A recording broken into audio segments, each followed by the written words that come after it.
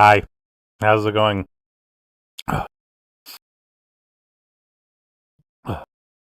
It's good for me.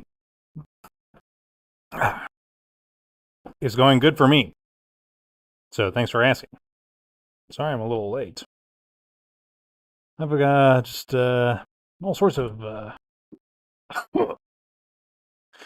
technical difficulties that I believe I've overcome. But long story short, almost everything was not working. So let me know if anything continues to not work. But otherwise, I think we've got ourselves a stream. And it's a darn good thing too, because I'm ready to get this game over with. Let's just ball it up and 3-point it out the door. That's typically what happens in most basketball games. It's you know, they 3-point it out the door. So I'm happy to be here ish. I do kind of wish I was starting a new game today, and I was not really having a lot of fun today. So this has been kind of my carrot on the stick. I gotta get through the day. And it starts with this. One of the mistakes I made was I did end up accidentally plugging my PlayStation into the internet. So I had to download the patch by accident, which then forced me to reinstall the game. Yada yada. You've all seen the process. So no fanfare, okay? I'm cracking open this Sparkling Frost early right now because I need it. But yes, listen, man. After everything we've been through together, you, me, Dupree, it's time to finally finish the fight, Master Chief style. We gotta wrap this game up. We gotta kick Trico to the curb. Sorry, I couldn't even get it out. I love you, Trico. I would never do that to you. I'm so sorry. But yes. I got pretty close to wrapping this up last week, but yeah, I still felt a bridge too far to really call it a day. So so that starts now. I'm hoping it shouldn't be too difficult. I gotta beat the game first. But then I mean, I don't know if it's gonna take the whole stream or not. So once I beat the game, we'll have to do a vibe check. Am I in the mood to keep hanging out on the internet, or do I want to turn the camera off and not think? That's the kind of day it's been. So, but look, I've made a commitment to you, the fans. I will do anything for you. I'd die for Riley, and in this case, you guys are the Riley. So, but I do need to get some air flow, air circulating in these waters. So give me a minute to hop off here and turn on the fan. And then it's time to get to gaming. All right.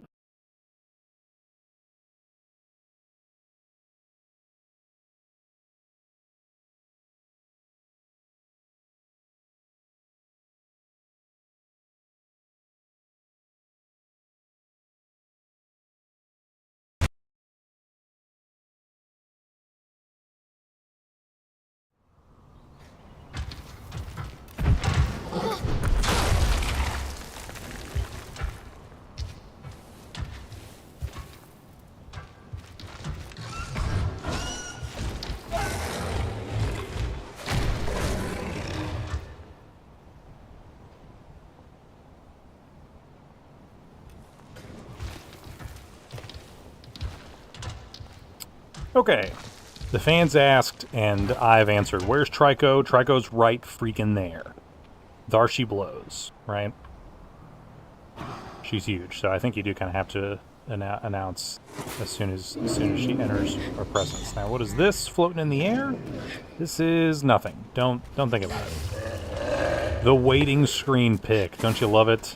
We have June to thank for that amazing work of art. Well, and my wife took the photos. All right, I came up with the epic idea. My wife photographed me, and then June spruced it up and made it look professional. So I've got two. We still yeah, the thanks for watching is the only one that still just sports my papyrus typeface.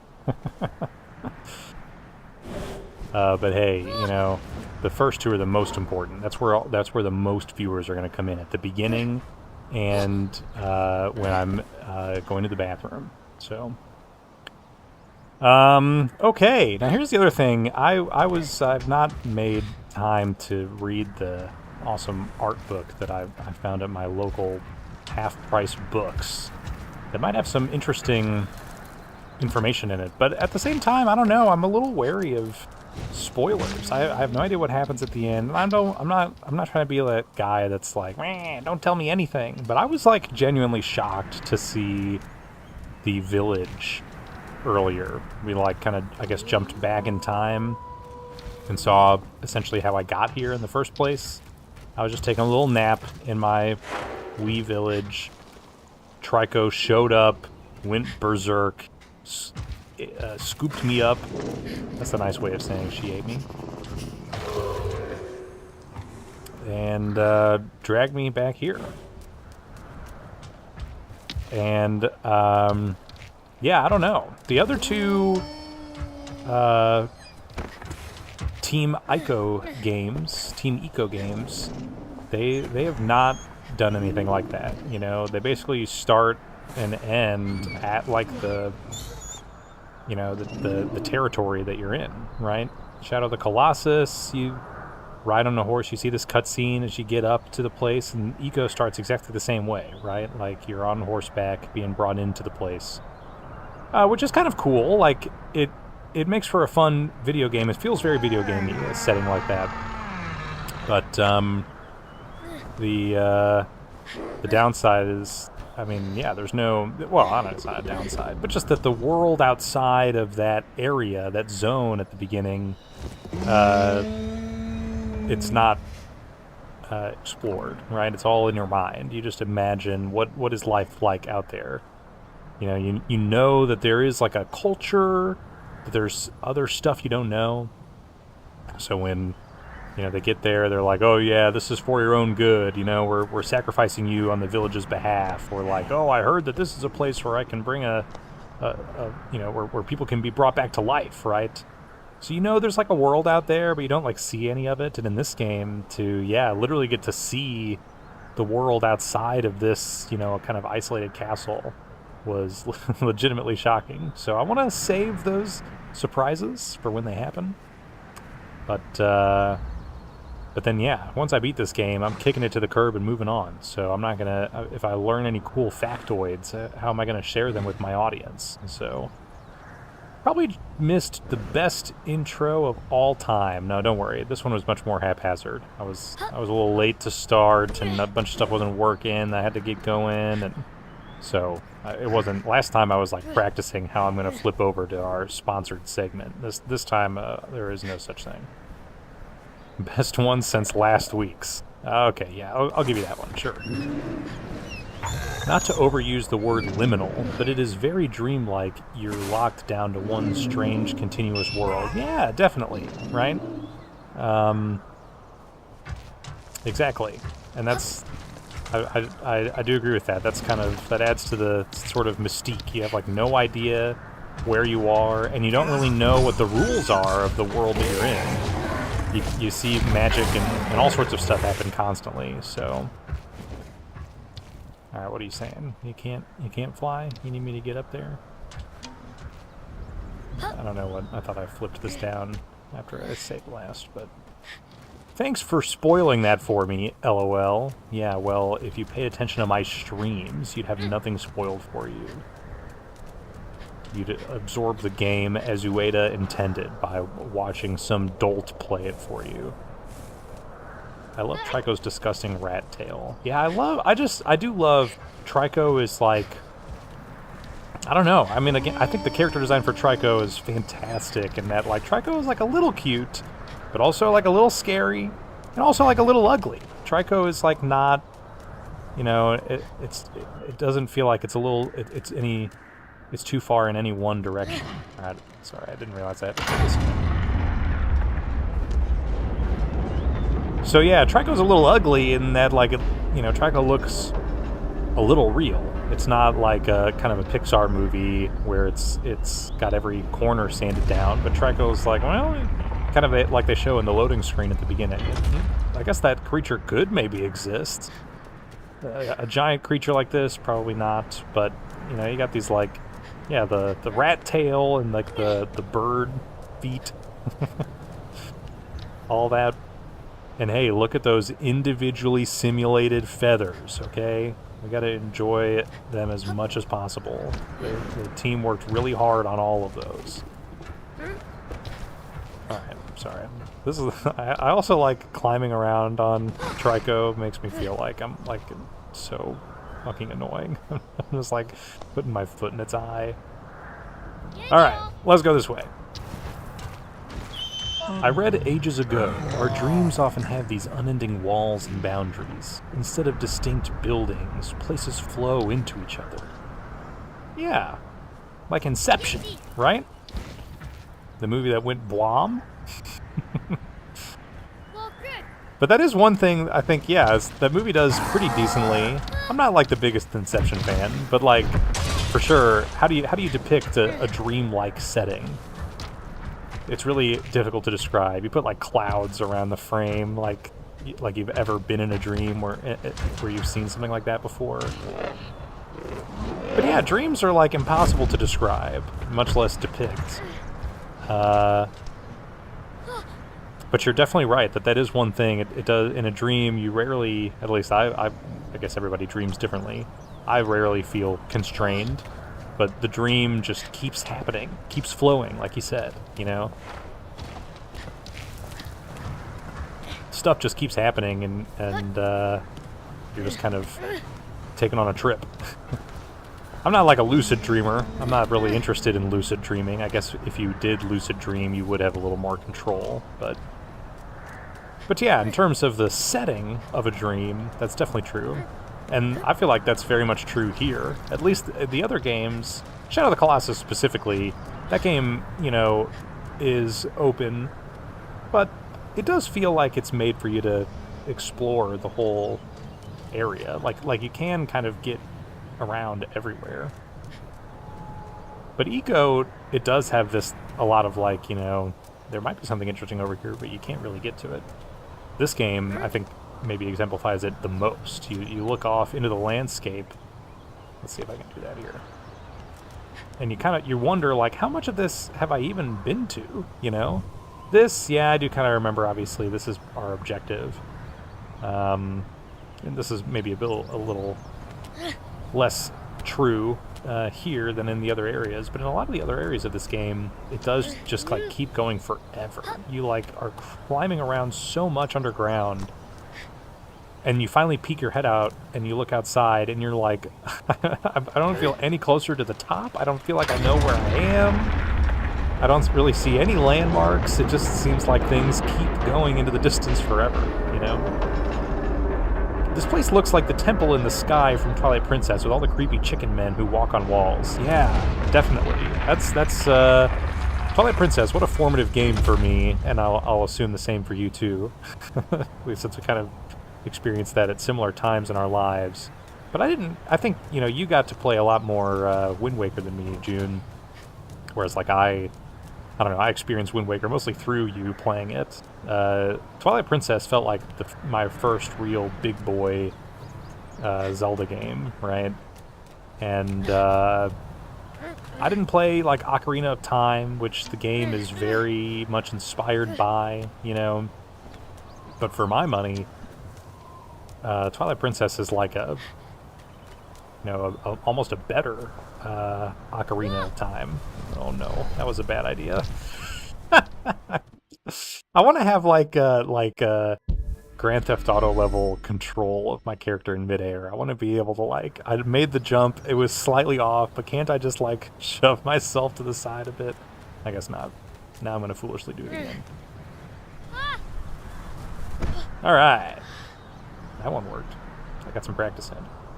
But yeah, Twilight Princess has so many settings that are like seared into my brain.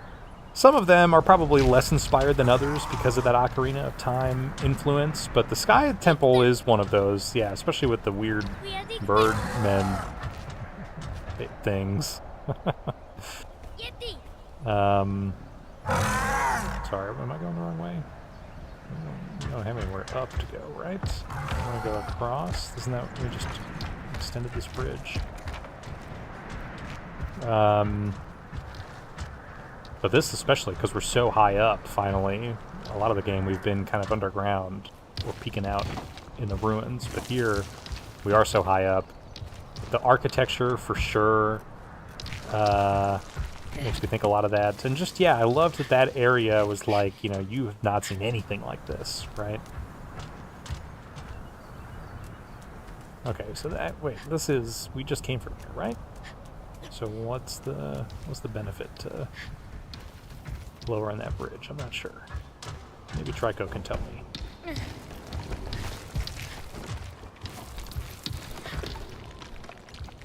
But yeah, I'm a big Twilight Princess head.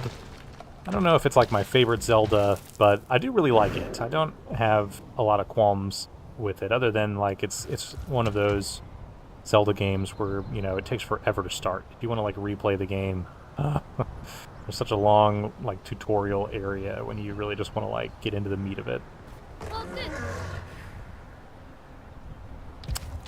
But yeah, the architecture in that game, the setting, I really like, because I'm like not like an emo guy, I'm not like a werewolf guy, you know. Sonic Unleashed, it does not speak to me. We're getting some camera movement here. I think we're about to see Trico take flight. Oh my gosh, yes, look at this, I get it now. Woo! Let's go! Let's go! Beautiful, beautiful. Trico, that's amazing. We love. Oh man, we got work to do now. Or maybe Trico does. Trico will figure it all out. I'm just gonna stay up here. Is there a spear on their side that I saw earlier? Did a bad job.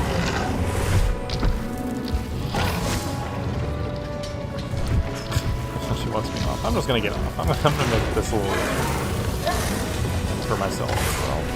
We got some epic action we have to witness. Maybe. Actually, probably not. Hey, Trico, do you mind if I get in the way here?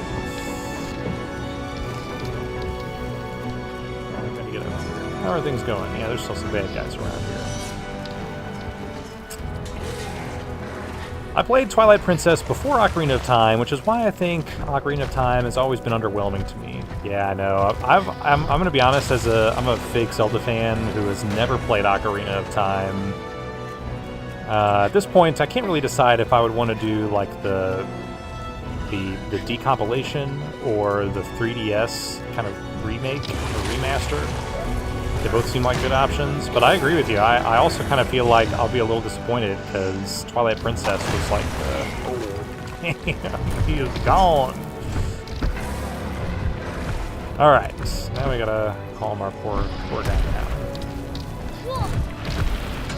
Just give me a second.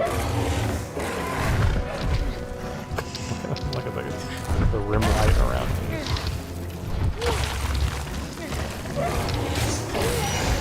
Do my the ragdolling is insane. The ragdolling in this game is insane, man. Oh, there's more guys. I didn't see. All right, never mind. Trying to calm her down. Alright, hang on. Sorry, I gotta take care of these, the people with the shields. Oh, my bad. I kind of forgot the buttons.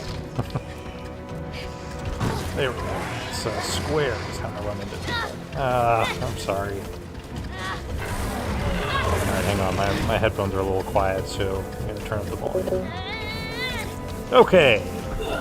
Now I can drown out every sound around me. If someone's yelping for help outside, I can't hear them now. No! I went and dove and I didn't make it. Alright. Man, let's see. How are we gonna do this? There's just so many people. Oh, and that didn't even work? Oh. No. No, I need that. HD version streamlined the beginning somehow. Did it? I set it up for my wife to play. So I did get to see a fair amount of it. But I couldn't remember, other than they reduced the number of tiers you gotta find, things like that, but... wormed my way out of there. Where the heck did the shield go? You guys are still... Oh my gosh! I hate this. I hate this so much. Man. So annoying. Well, this does kind of feel like the end, so I guess I'll give them that this is one final challenge, but this is one challenge I'm like, man, I don't even understand how I did this last time, and they're making me do it again. It's even harder. He didn't even drop it. Like, what the flip? How am I supposed to do this? I don't understand. Let's Trike go! Yeah, you do deserve to be banned for that. I was lectured about the semantics of a werehog at the point of a crossbow by our bizarre, fake British accent longtime friend. Yeah, friend is stretching the, the vernacular. Yeah, I do remember that. I do think about, every time I'm thinking about Sonic Unleashed, I am thinking about that werehog conversation. Alright, come on, man. I hit you twice. That still doesn't count? This is what I don't understand. I make them drop it right in front of me. And then they're gonna pick me right up. They're not gonna... And this guy's going for the shield. Please don't... Oh, no, that was the wrong thing to do. God bless. I don't understand. Hopefully Trico can't get, like, pushed off the cliff or something like that, but... I don't understand how I'm supposed to do this, unless there's something I'm missing.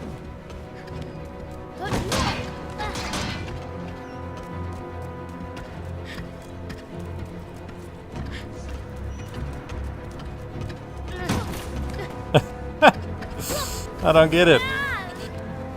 I codenamed him Eggman Jr. on stream. I love that, Eggman Jr. I'm always thinking of him with the steampunk goggles, so...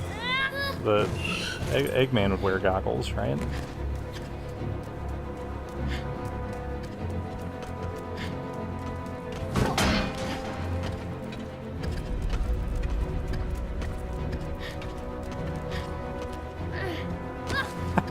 I just don't understand. How can I pick this up if there's more than one guy nearby, right?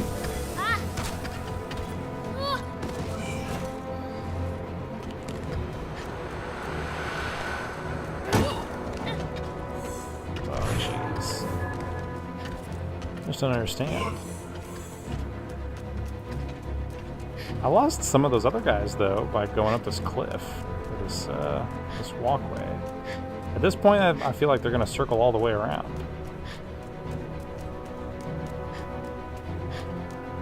So let's see if I can get him up here.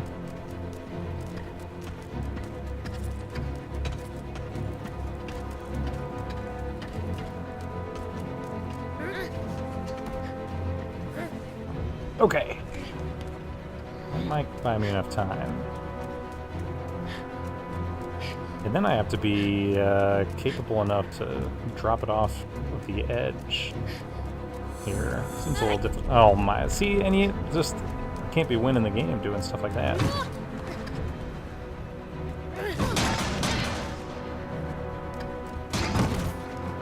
Okay, what was that? What in the world was that? And here comes somebody else to make what? Even one guy is too much. How am I gonna lose all these dudes? I feel like there's got to be something I'm missing, but as far as I can tell, there's not really any other way to interact with these guys.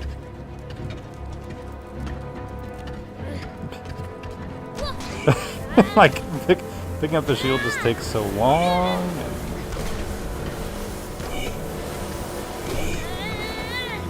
Not to mention, I'm not doing my job for poor Trico out there. Alright, so do I bother trying to pick it up this time? I feel like I just need to... You guys just need to come follow me.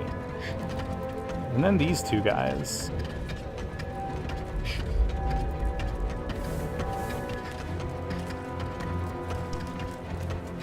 But they're not going to bother with the shield, right? I don't even know if they're going to bother with me.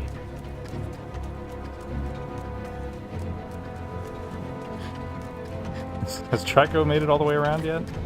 Is Trico full 360? We're going for more weapons. Alright, let's see what happens here. If I come back over here, the shield is shockingly still on the ground. This is amazing. Okay. Alright, you guys don't worry about me.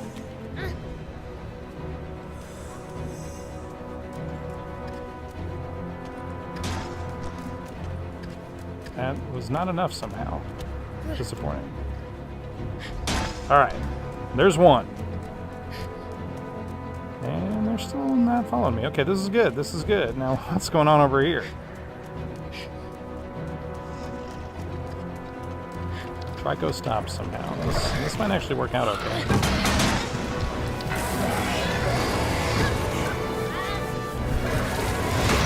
Thank you, Trico. Thank you. Alright, don't worry. I'm taking care of this guy for you.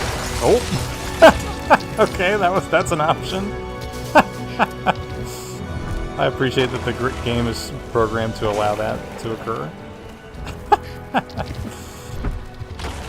Alright. You got some spears sticking out of you, but I think you still got some guys to beat up. Yeah, you got this.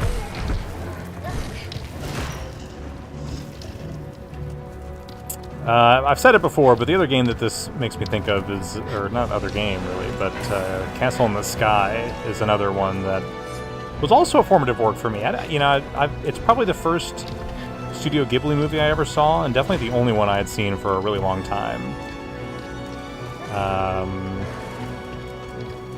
But I loved that movie. One of the things I really like about it is the stakes are really scary. Nice. That guy's gone. Alright. Oh wait, no, there's still a guy over here. The villain in that movie, like, he really does seem like he'll fly off the handle at any moment, and he's, like, willing to kill, you know? He's, even willing to kill children, it feels like. The stakes are that, like, grounded. And so, yeah, you hear all about this, like, mystical place, and then in, like, the final act of the movie, you get there, and, spoiler alert, but the villain starts to control it. Oh my gosh, did you see that?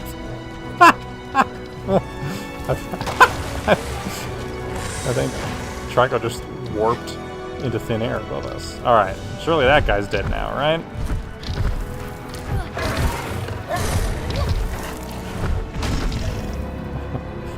I think we're okay now.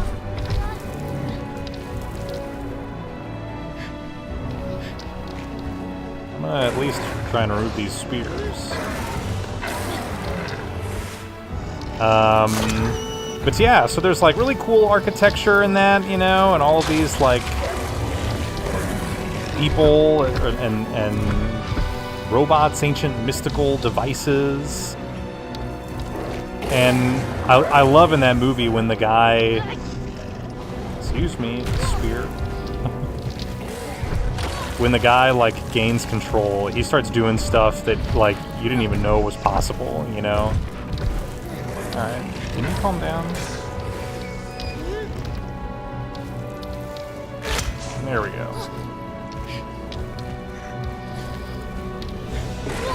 Okay, calm down. Are there people up here? Oh, there are. That must be what's up.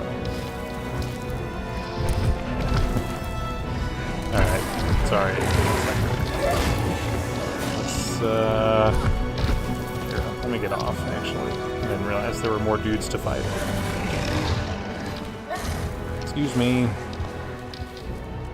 Okay, now let's see if I can remember how to use my shield.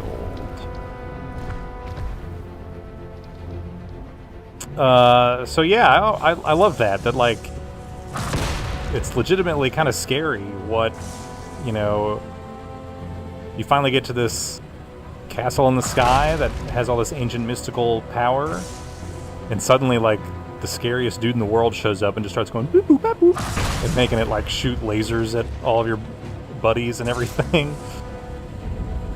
And that's kind of what this area reminds me of. This, like, pearly, marbly, white castle thing, this tower. It's like, yeah, you've been trying to make your way to this objective for so long, and now you're finally here, and we don't even know what it's capable of doing, right?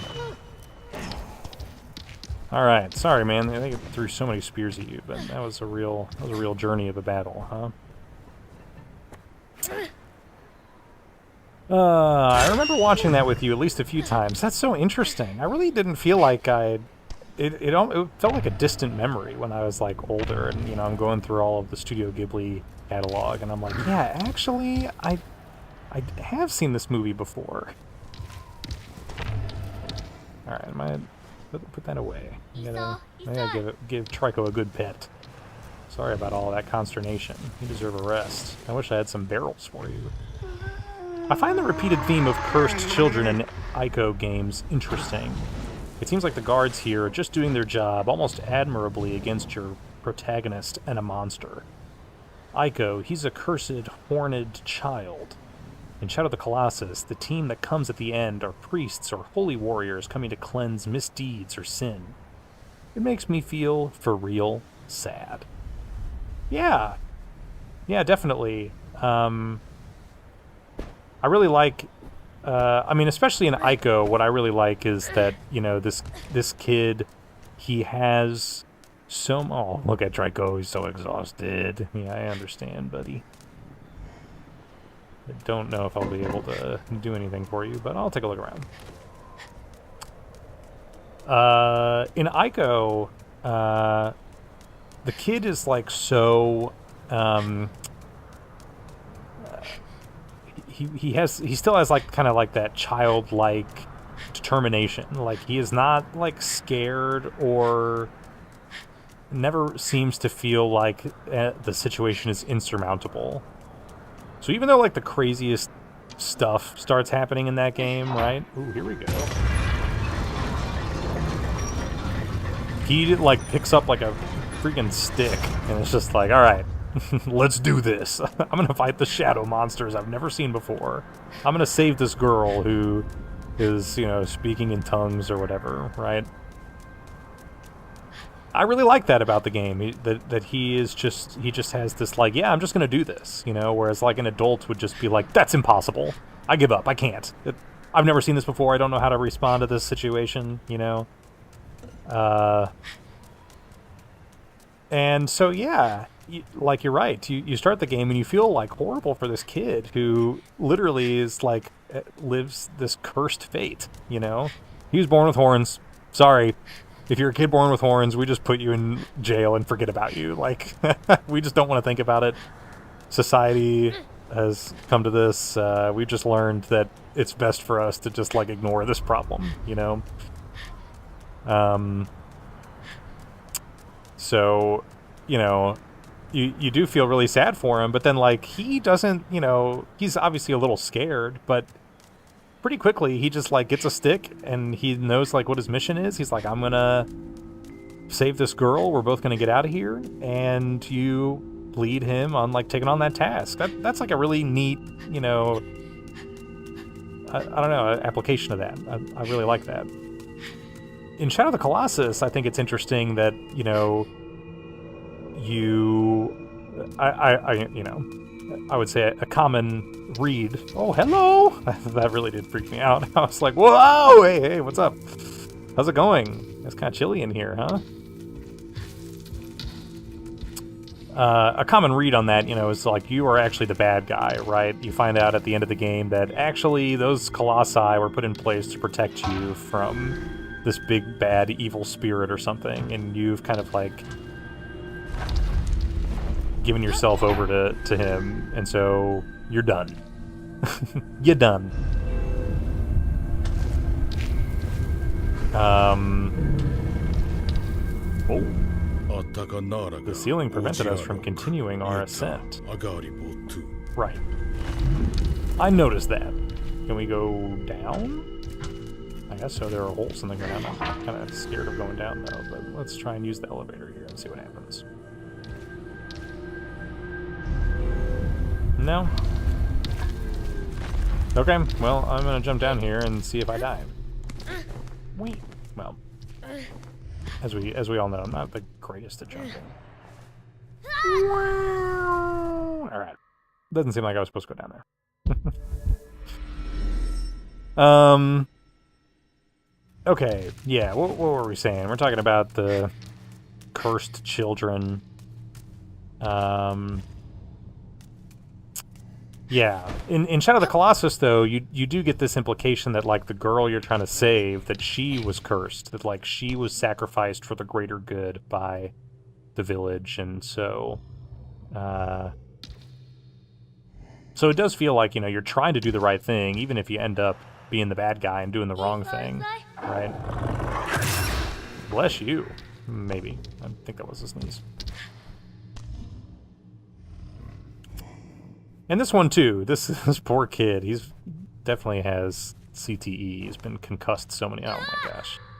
All right, well, that one was my fault. That concussion you can put on my shoulders.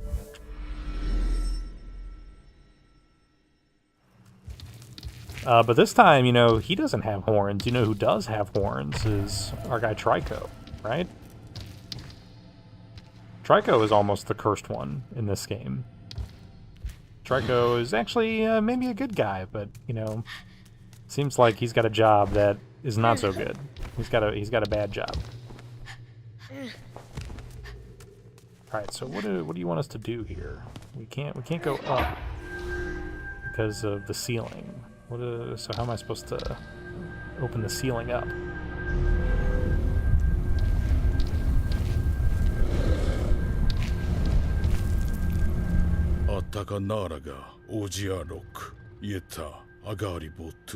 Right. I agree that it is keeping us from going higher. But it looks like it, like, opens. Not so much like I'm supposed to break it. But that it's supposed to open up somehow? I'm not sure how that works. Or what my options are. I also like that, you know, at least, like, Eco has a hopeful ending, you know?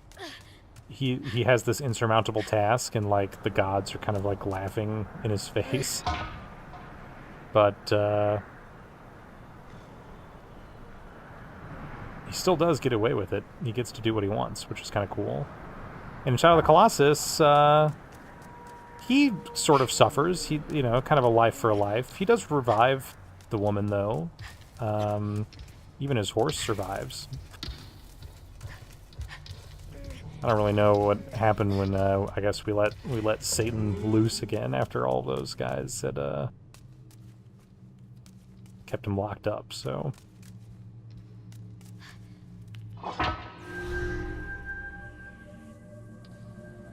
But we'll see what happens here.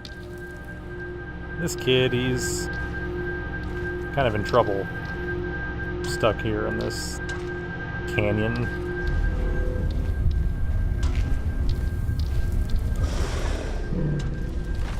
Well, kind of comes down so fast. I'm not really sure what I'm supposed to do. Our protagonists are always positively coded, like not scary or mean or antisocial.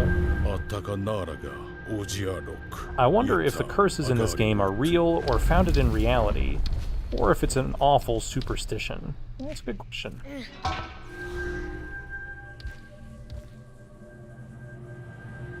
Let me ruminate on that while I pretend to solve this puzzle.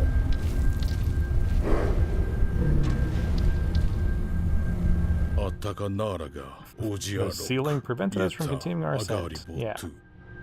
That I understand. I don't really know what to do beyond that.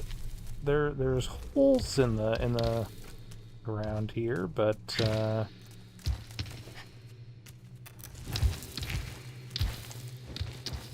let's see. I mean, unless someone's gonna stick their tail down there or something. I don't really see much. There is kind of a lip over here, though, right? You can kind of see that, but I don't think if I fell through the hole, I'd be able to jump onto that, right?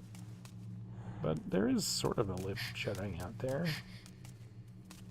I don't think we can, like, turn this elevator, like, left and right, though. We can't rotate it, right? We just go up and down.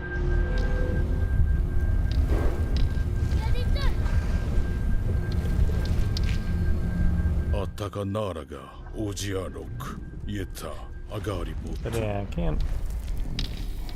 Not like I can run away really quickly to get somewhere. And yeah, I don't really know how to open this. We exit this room. There's not much else to interact with inside. Except for this, which we used to open the gate. And I tried to interact with that, couldn't do much. So the only other thing really that I can think of is I've got my shield, which I can also use to shoot lightning. Yeah, I don't know. This almost does seem like there's supposed to be some way I can, like, jump onto that lip somehow. But I mean, it doesn't hurt anything to try, but I feel like it's not even worth trying. Oh my gosh, I did it! Was I supposed to have done that? I have no idea. Okay. I hope I was supposed to do that. Otherwise, I've soft-locked myself. What's going on here?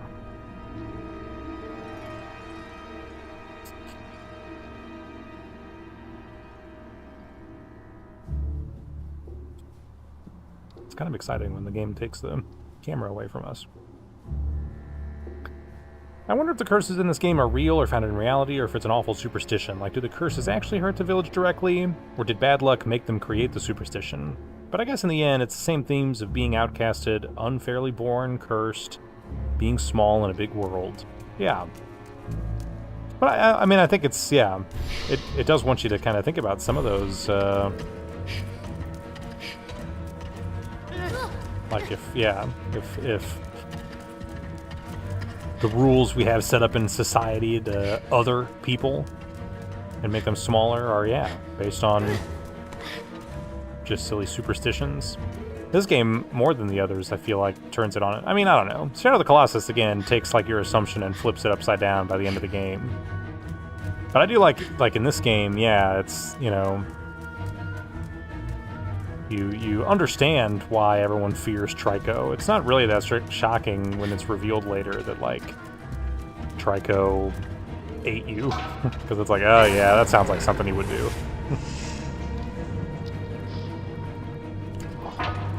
Alright, what's going on here? Whoa. Oh my gosh, there's so many symbols. Really powerful guy.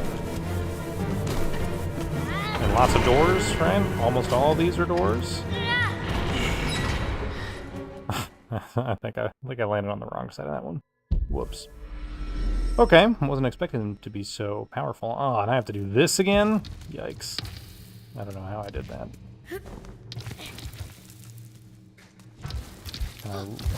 It is not easy when Trico is crawling around on top of me. Hey, Trico, can you stop? I'm trying to do work. Daddy's trying to solve a puzzle right now, okay? Even though I'm a child, you still have to refer to me as Daddy. Look, this kid is a child, but I, the player, am in control. So, all right, why do you not want me to do this? You don't like my plan here? Come on, come on! I figured it out once. Do I really have to redo this part? Just put me back down there.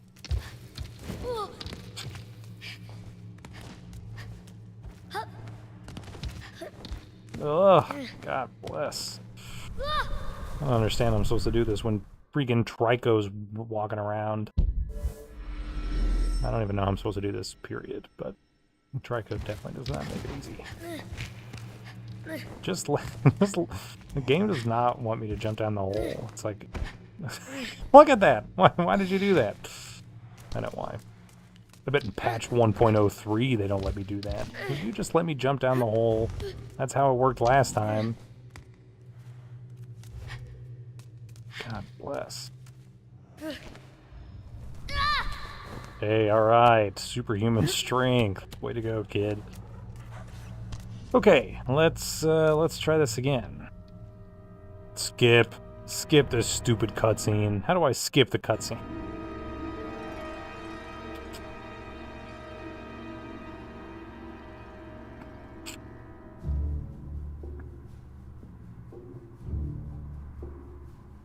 Okay.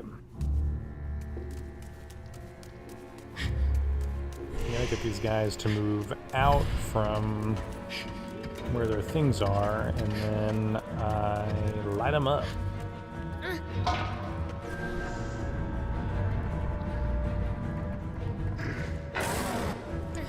Nope, nope, stop it. We gotta move. Okay, so that's the one I lit up, I think? Oh, wait, no. That looks about the same as this one. Let's light this one up.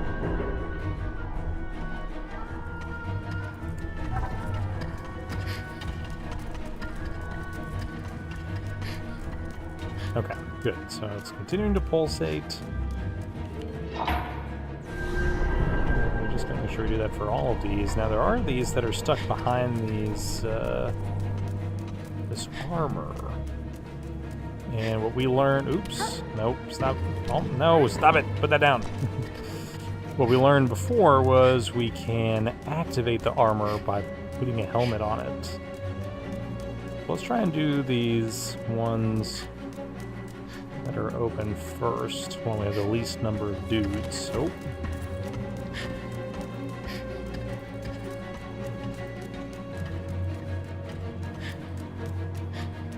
And then we'll activate some armor.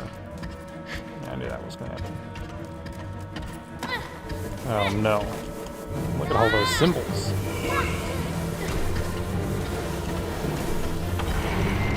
Get me out of here.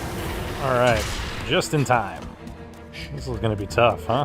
At least I'm not trying to make them drop anything. Alright. Let's see what we can do here. This is going to be kind of crazy.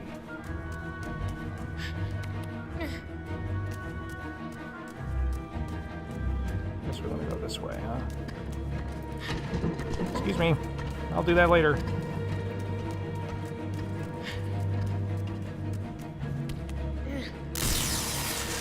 Here you go.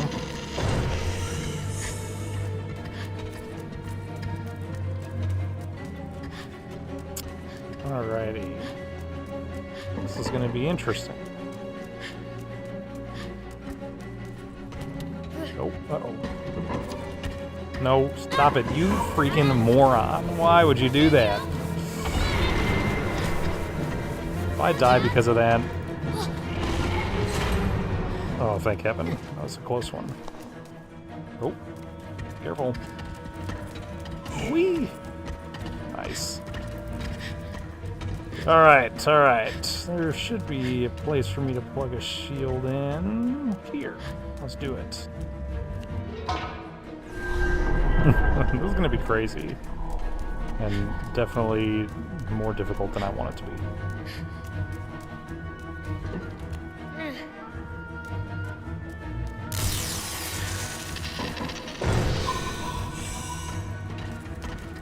Nope.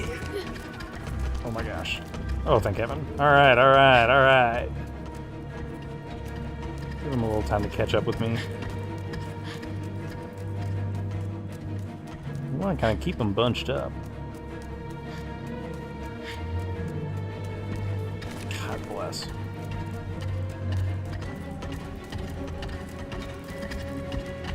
Nope. Uh-oh. No, no, no, no! Uh-oh. Whoa. Alright, alright, alright. Let's go, let's go, let's go, let's go. Okay, so that's our next destination, but...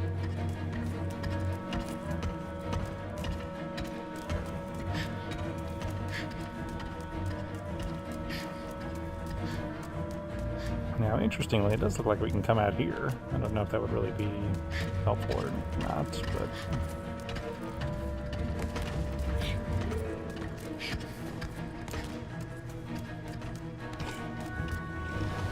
Trico, you want to, like, swing them with your leg? Or leg, with your tail. There's another one, you can have that one. Oh no! That was close. That was not as close, but... I'm feeling it. We got this, we got this. All good.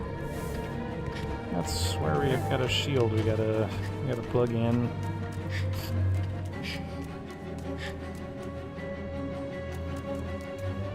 And let's see what we can do with these guys. So there's one.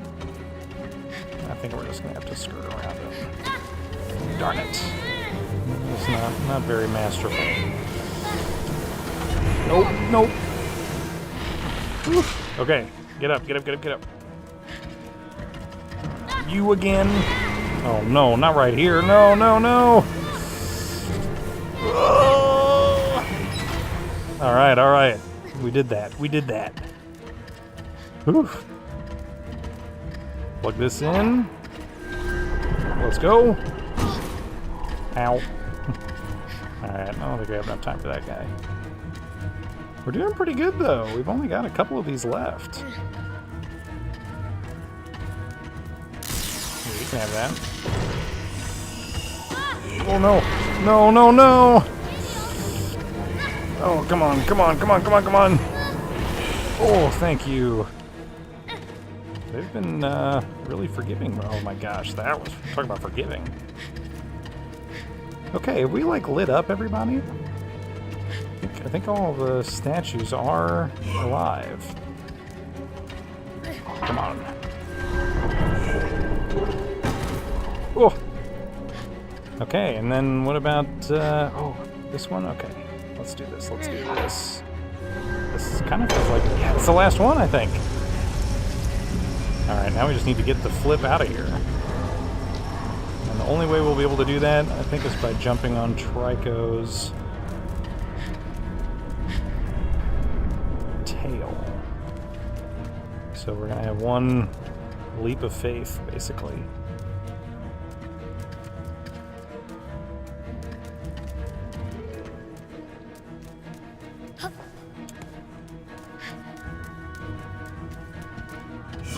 Come on, man. Don't do this to me. I gotta make sure this this works. Are you kidding? They're all standing over there. Get real.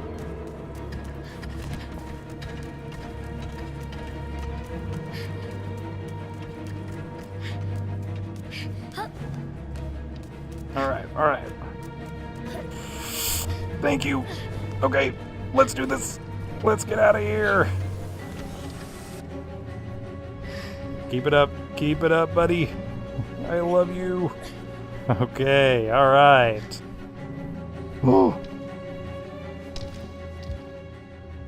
Wow, that was crazy.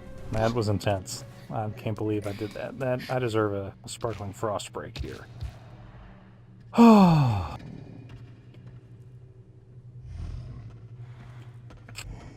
It makes me think about myself, honestly. Am I optimistic or sad? Do I feel like I had been given a fair rating by the world as cursed or innocent? But yeah, make it all about myself, sure. I'm media illiterate and proud. The lens worth looking through is mine. I often stand up in theaters now to address the crowd and demand they turn in essays about how the Kino film relates to me personally. That's all right, though. I think for a video game, it is true. For a movie, I mean, obviously movies are meant to make you feel something inside yourself, but video games being interactive, I'm literally controlling this character, so I think I am supposed to kind of think about their cursed fate and relate it to my own, right? But again, I think what's really neat about these three games is how they all have like some similar themes, but they're all quite different in ways. And in this game, you know, Trico seems just as cursed, if not more cursed, way more cursed than me. The main character is cursed in that, you know, they didn't ask for this and they just like show up one morning after getting eaten by a monster and they're trapped here. But Trico, quite literally, is the one with horns, you know?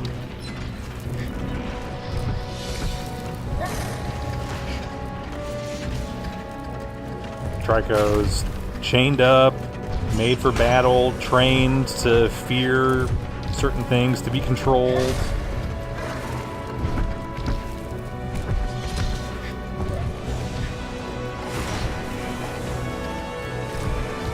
And so I like in this game, you're not really controlling the cursed character per se. But instead you're kind of learning with them. You learn why people fear them, and you learn, you know, how intelligent and emotional they are, just like you.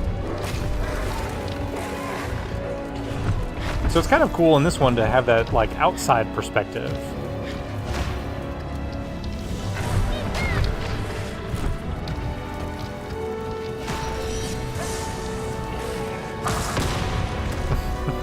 Nice.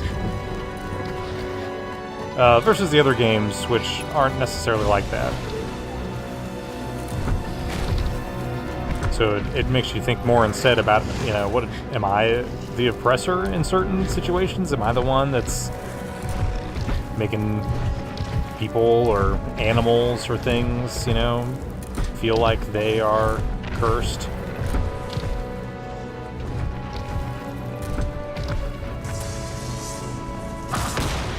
Nice, nice.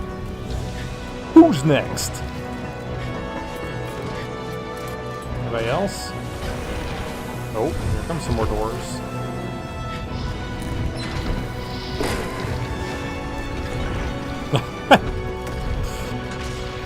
Just let Trico take care of it. You agree with what I said about the music? No, sorry, I skipped over the comment about the music. Ico's main theme sounds hopeful, with additional music sounding scary. Shadow of the Colossus, it's mournful usually. Eco's main theme sounds hopeful. Additional music, yeah. Shadow of the Colossus, it's mournful. Yeah, or pensive maybe. And some of that makes me think, you know, it's kind of about the game that they're making. In Shadow of the Colossus, there's way more of these, like, epic grand landscapes that you're traipsing across, so you need the music to, yeah, either score you, you know, exploring these barren wastelands alone, or yeah, have some epic music when you get into a showdown with the Colossus. Oh, you did a little animation like he was gonna fall down the hole. I love that. Are there any guys upstairs I'm missing? Doesn't seem like it.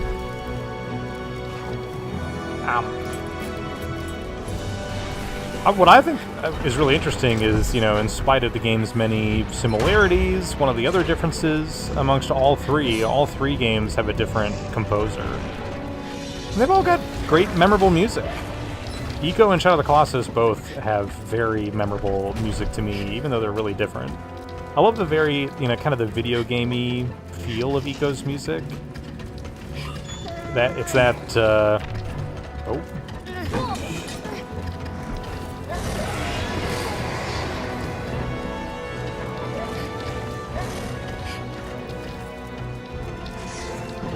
Alright, can we use, tail to...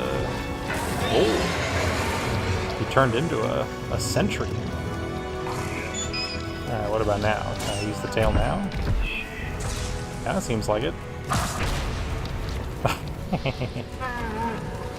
That's crazy. Why he turned into like a little sentry guy, like he was afraid I was gonna rocket him. I am gonna rocket you, bro. Alright, but what about now?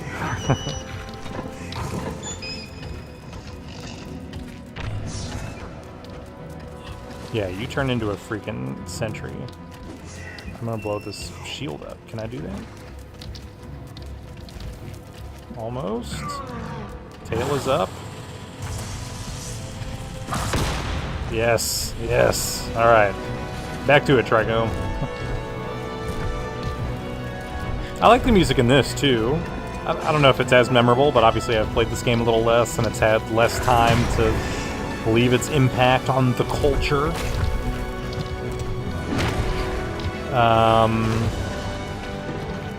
But yeah, I mean, the music in these games, they have to score several different moments, or emotions, rather. Different feelings.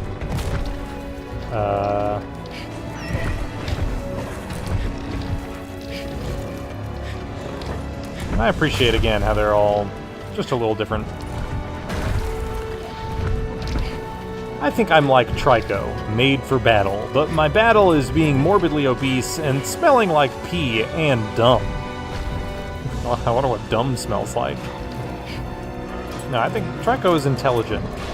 Trico is kind of pointing me where to go. Trico knows what's up, but Trico can't speak, so we're not on the same wavelength. Man, look at all this carnage, though. Made for battle, but my battle is being morbidly obese. Trico is just, Trico is large, not obese. Trico's husky. I'm Trico because I'm scared of stained glass sometimes, yeah? Too scared to walk into a church, huh?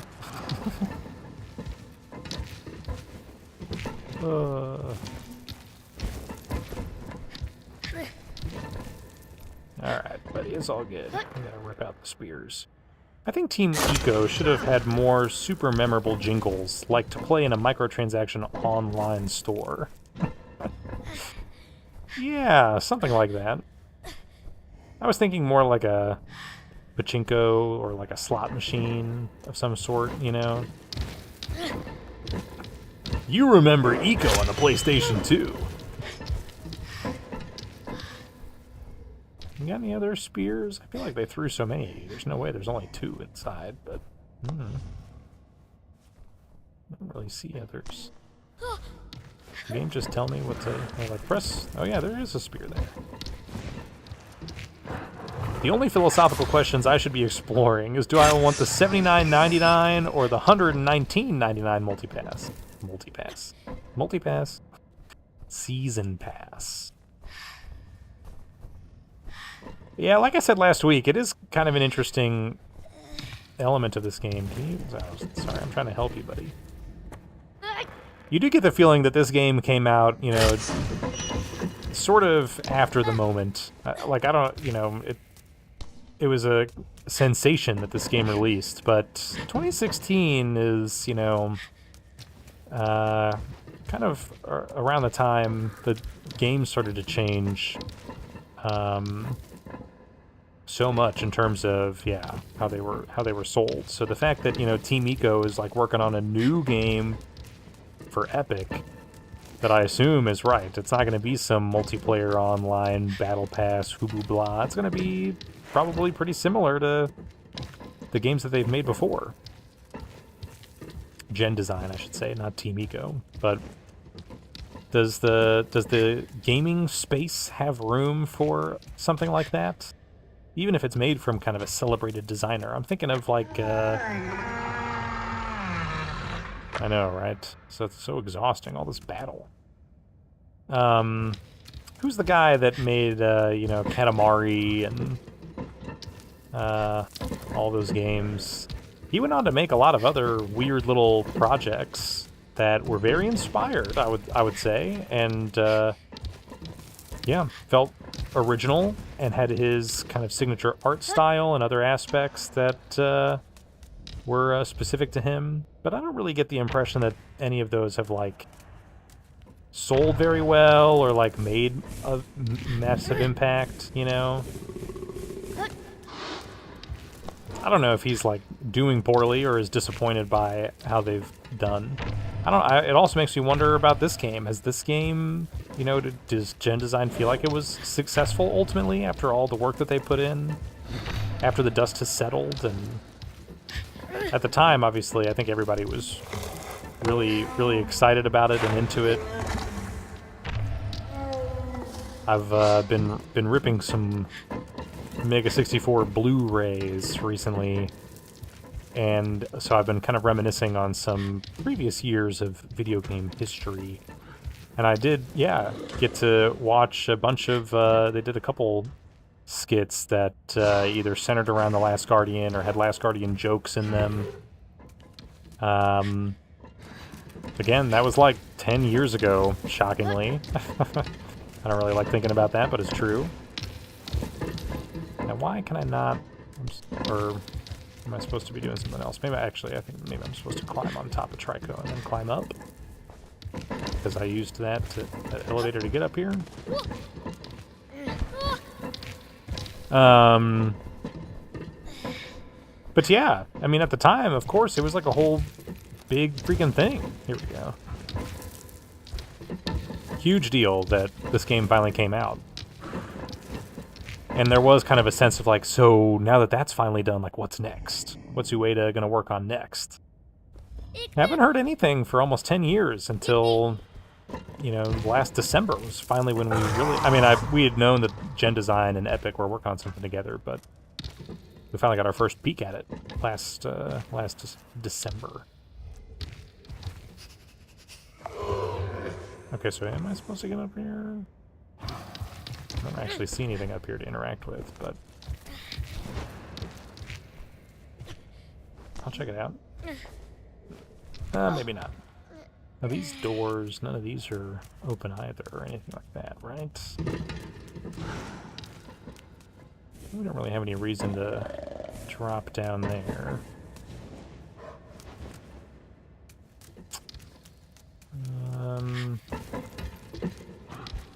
Let's see what else I can find. Please don't fall at me.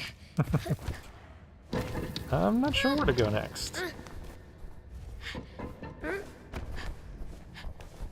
I'll try going up, but I don't really see anything up there to interact with either.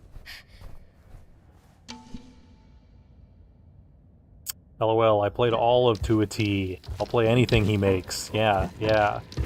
I'm with you. I went to the Museum of Pop Culture a couple months ago, and they had one of his other games there. Don't remember the title. It was almost like a party game. Like, there was like a lot of stuff happening on screen, and you had to, you know, press buttons at certain intervals to, you know, make the guys go away or make them happy or whatever.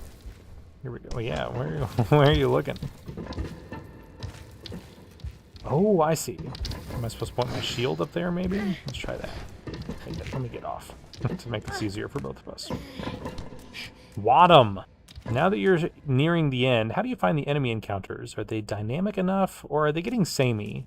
Honestly, like, for what we just went through here with this whole section, I'm not, like, really doing anything. I'm just, like, running in circles to stay away from the enemies while Trico takes care of them all. Oops. But I would honestly say that I'm pretty surprised at the ways that they've found to try and make things interesting. Oh, sorry, I'm not trying to do that. Here, let's try this. Aha! Here we go. Alright, now you want me to... You know, they got the shield guys. I find those kind of annoying. They're really difficult to, like, ram into and grab their stuff without you getting grabbed. But I like this mechanic of like, oh, you can pick up a helmet for a guy and activate him so you can get to something that's behind him, but now you gotta deal with that enemy.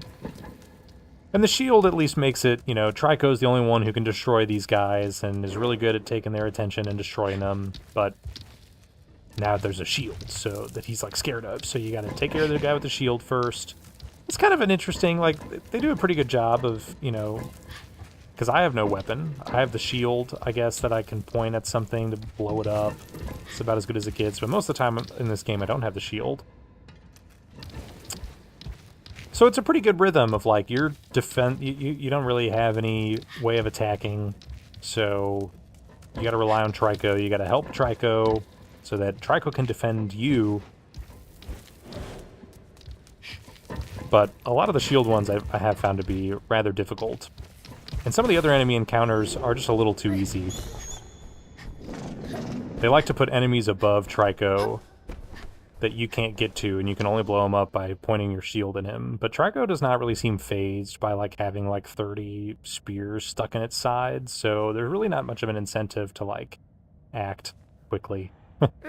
So you might as well just take care of your immediate need, and then you can just blow up the guys using the shield later. Ooh. Yeah. Ooh, whoa, okay. Is that an option? Alright. Cool.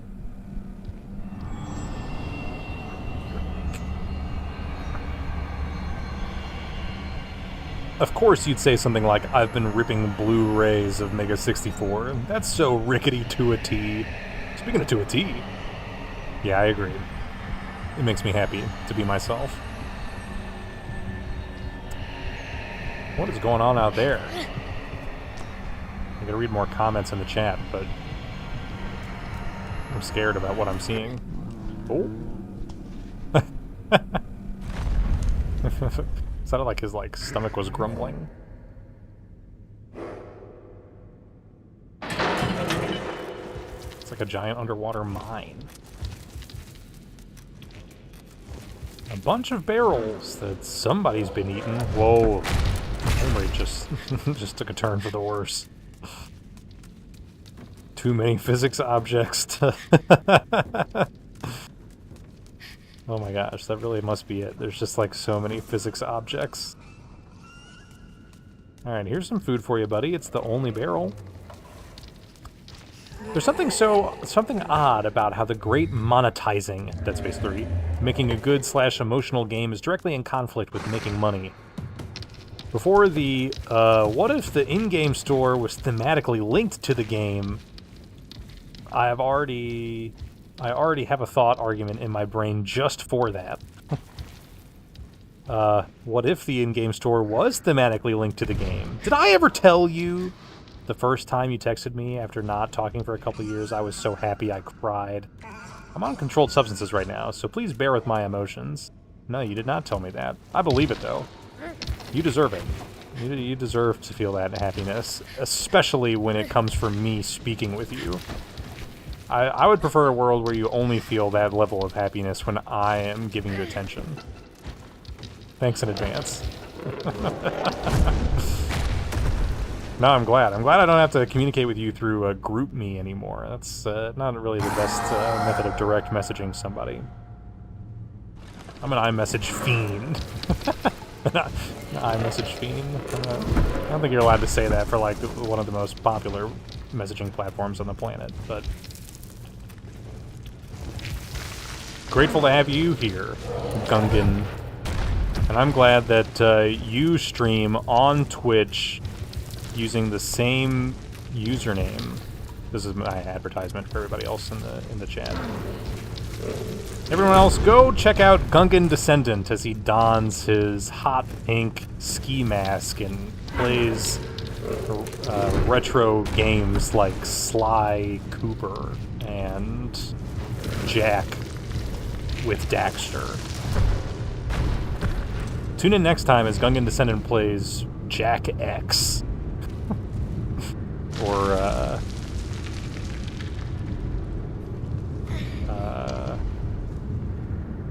Crash 4, It's About Time. Now what? Here's what I want to know about this game. Why is that allowed to happen?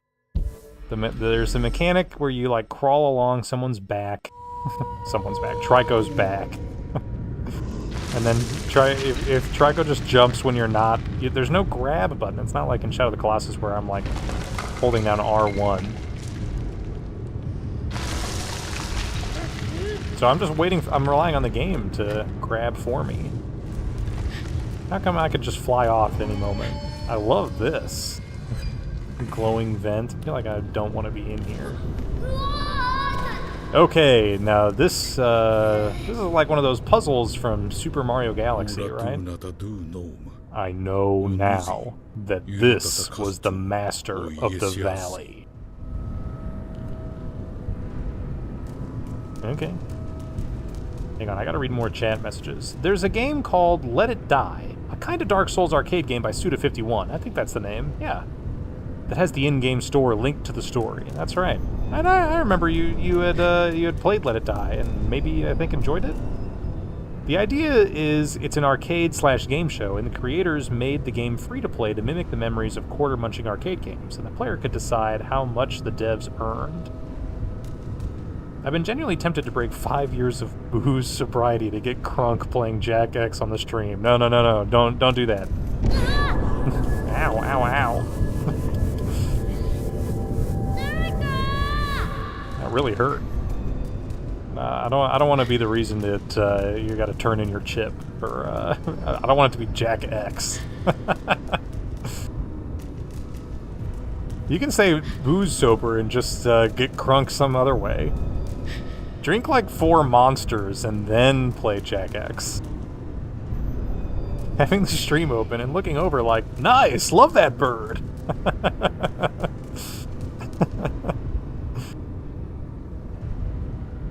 Okay, so what's going on here? Do we want to touch this or not? This like negative energy? Seems like no. I'm not sure how we'll get up there though.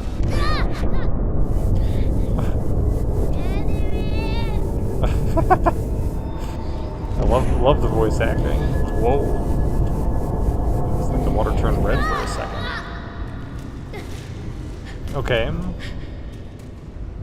What if I had the shield? Oh, now the shield is like... It doesn't like that.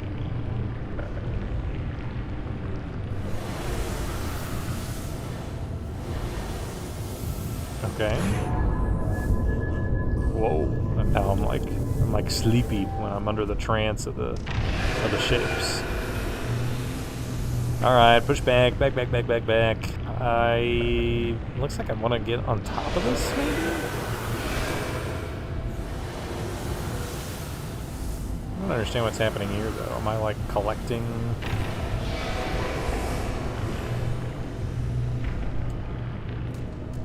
Let's see.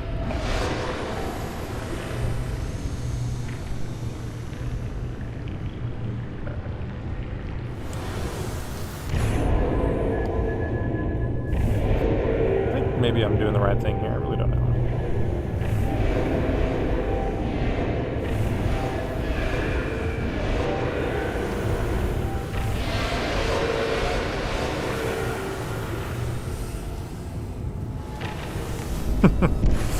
Ow.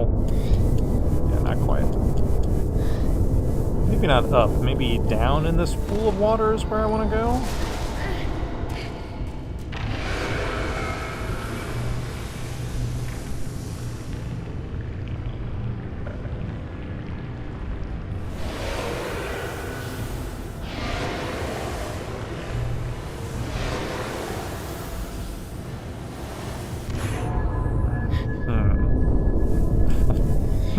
Interesting. I don't really have any other fancy buttons to press.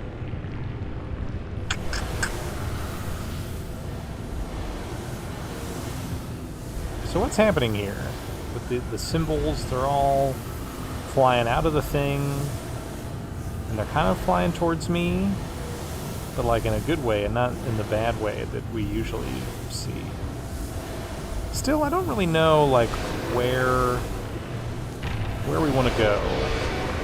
We do kind of have these things, they lead up to this cage, these, like, little ramps, but...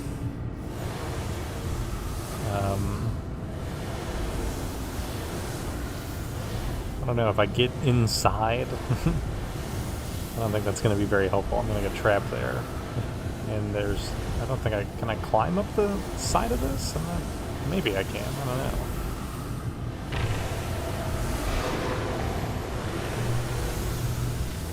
I don't really understand, though, what...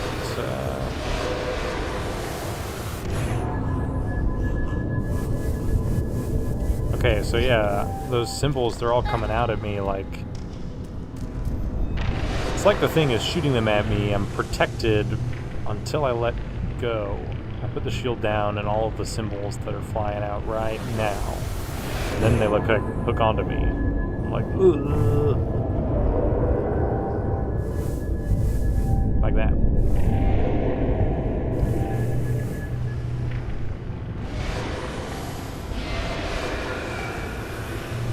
There's a lot going on up here. I kind of feel like I want to get up there somehow. But I don't know how I'm going to do that.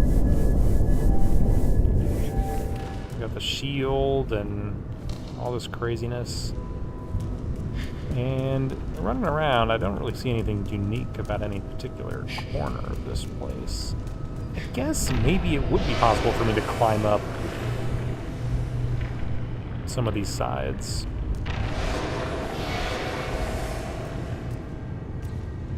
I see. So actually, I just want to point it at the sphere for a little bit, but if I pull it all the way in, then it like freaks out, it immediately bounces back, it starts shooting things at me. But here, it's like slowly coming back. Okay, I see. Alright, let's try this.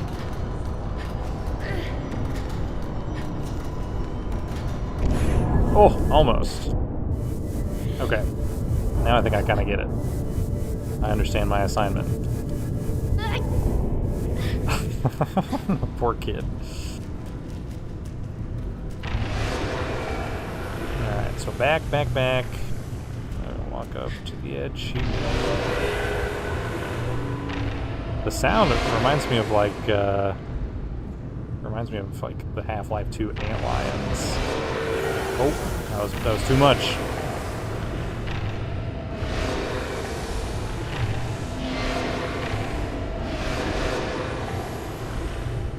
Whoa! What the heck was that? That just straight up killed me. Sorry, I wasn't prepared for that. Back outside, huh? Alright, sorry, Trico, we gotta go. I have to go. The character and the player.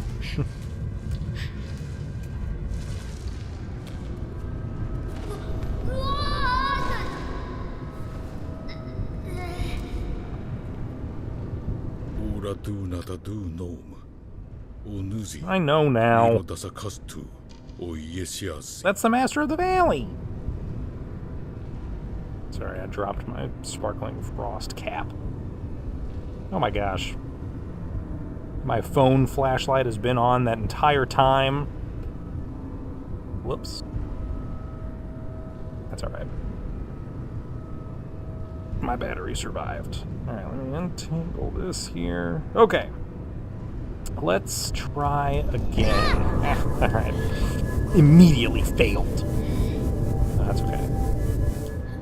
I think I know what I'm supposed to do now. Push it back a whole bunch, but yeah, just not all the way. But we want it to be like about as close to the center as possible. Once, if we do accidentally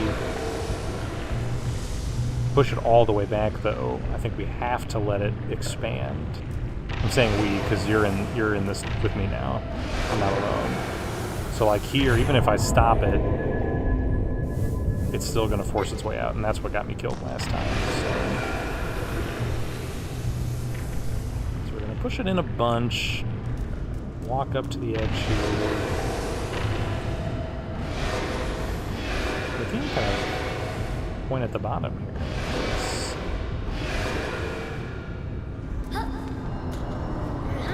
I don't know if I was fast enough.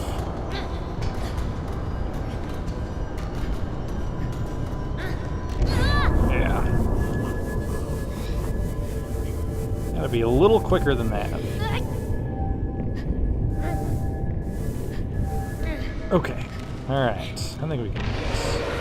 I'm so glad I did not attempt to do this last week. I didn't attempt to beat the game.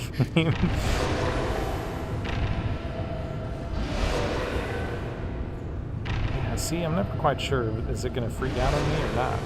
That time it did not. So that's good, but... Oh, after my time it did. Get out of here!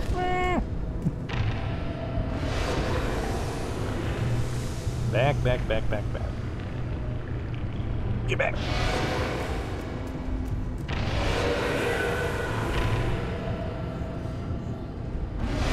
Oh, darn it! Ow!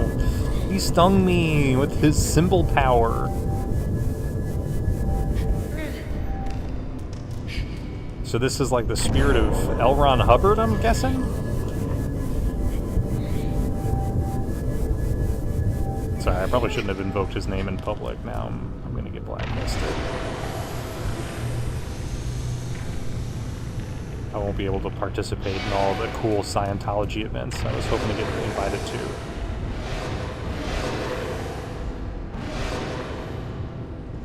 A little more.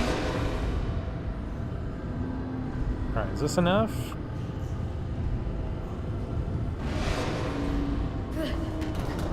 I don't know. I kind of feel like the answer is no.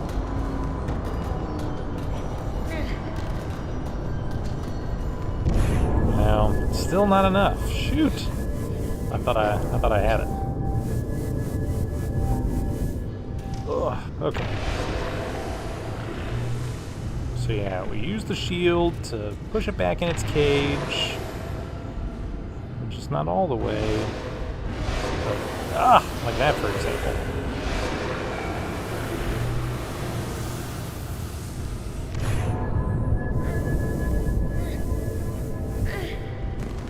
Let's try again.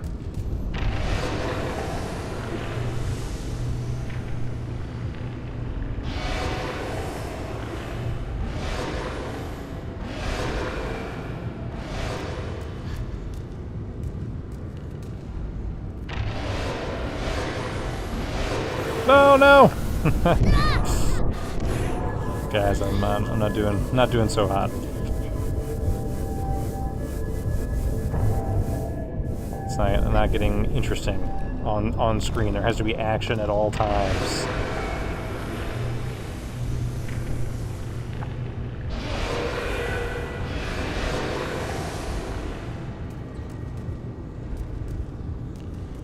Scoot and scoot.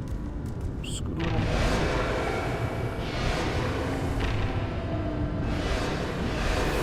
Yeah, but see, how do I keep myself from... I don't know. I don't understand. It seems like a really fine line between, like, not enough shoved into the... Oh, come on! I was trying to get my shield out. He didn't want it. Okay. I'm not sure how to do this.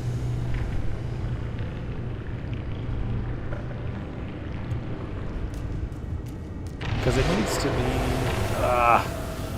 lid off.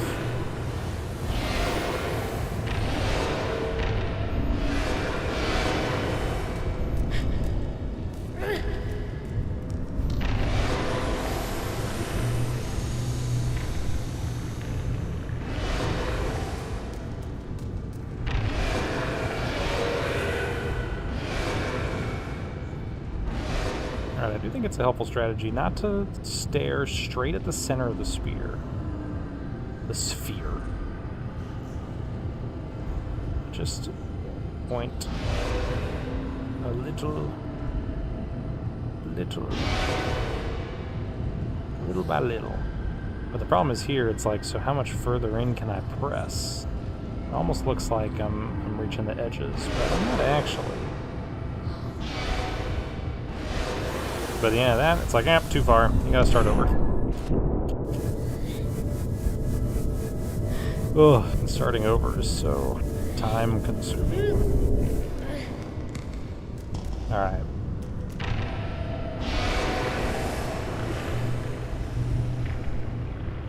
Shove it back in the cage.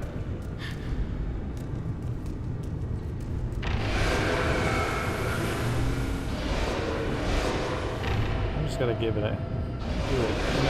Oh no! Darn it! Ugh. Ugh, man. This puzzle is not made for my brain. It's just impossible for me to understand exactly how close to the center of the sphere are we.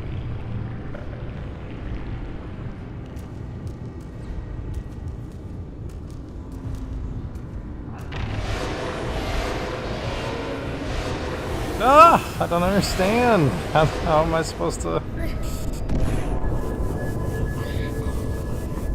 How am I supposed to keep from activating it? Stop it. Get back in there.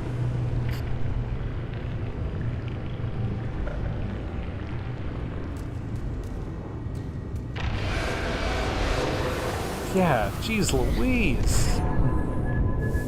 Alright, at least that time I evaded the worst of the symbol magic. The camera does not like this. Sorry, I'm working on it.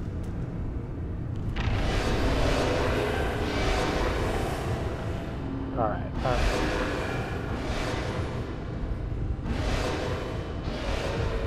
This is it. This is it.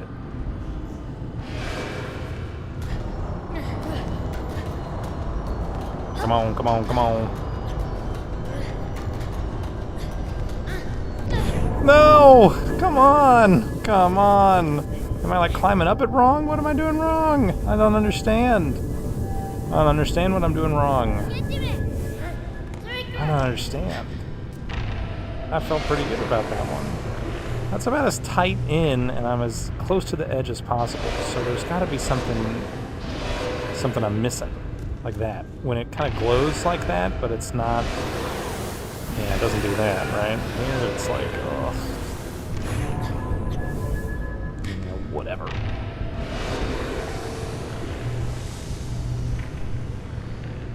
But yeah, can you imagine me at like 1 in the morning trying to do this?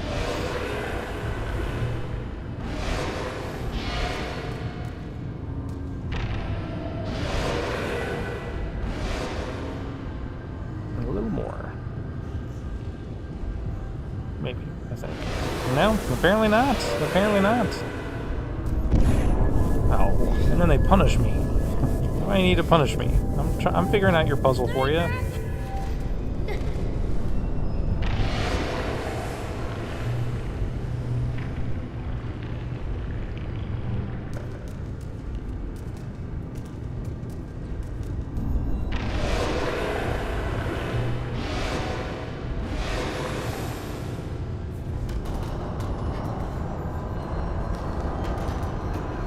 So yeah, like, I don't understand. Is there some other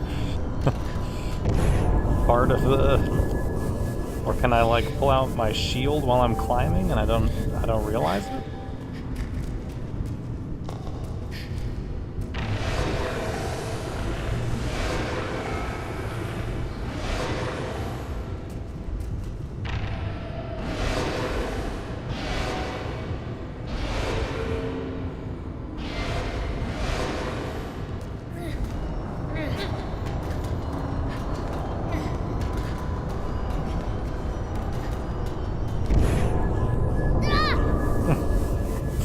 I don't get it. I don't understand. I thought I had this figured out. But now it doesn't really seem like there's a solution. Then you do something like that. You get back in there. I'm so confused. confused.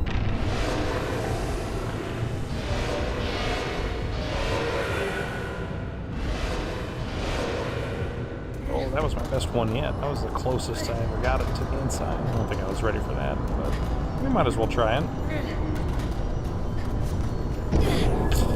I just don't feel... It's like, just feels literally impossible. There has to be something I'm missing. But I tried while I was up there last time. Well, the time before that time. And I cannot seem to pull out my shield while I'm on the thing, which makes sense, right? Of course you wouldn't be able to do that.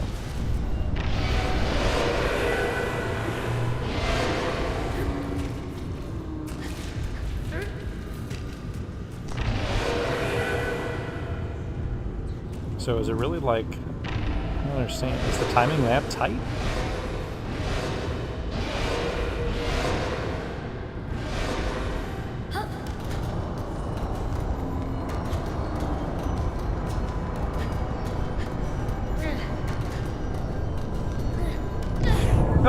Oh, like what was that? That was the closest I ever made it. And it still felt like, yeah, you still need enough time to do one more jump. I really don't understand. Ueda, if you're paying attention, I hope he's watching this right now.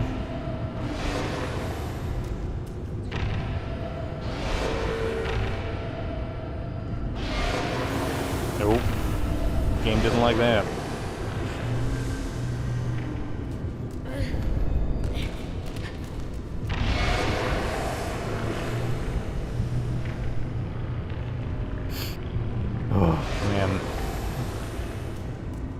This is the exact kind of reward I want after a long, challenging day. This seems kind of like the last one. Not tight enough timing.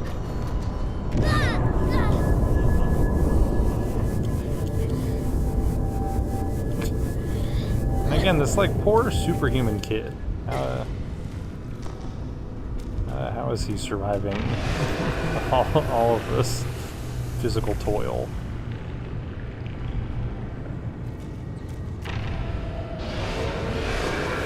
Nope. Nope. The game hates it when I do that.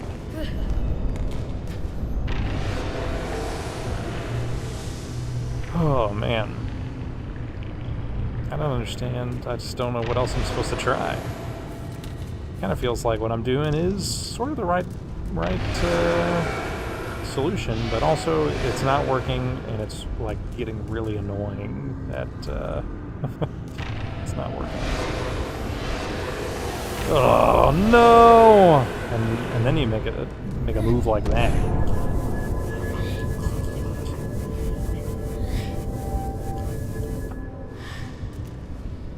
So a kid figured this out? Like a child was able to do this somehow? Talk about being cursed. I'm cursed.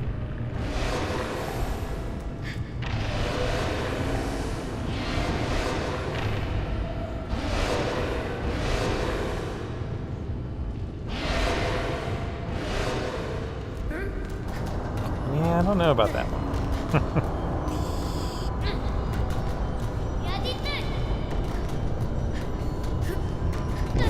No!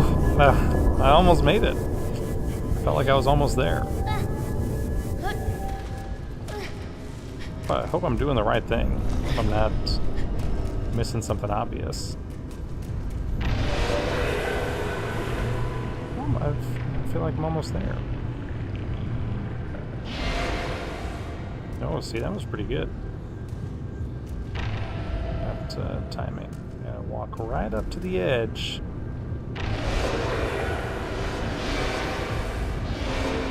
Like that. That was pretty good, right?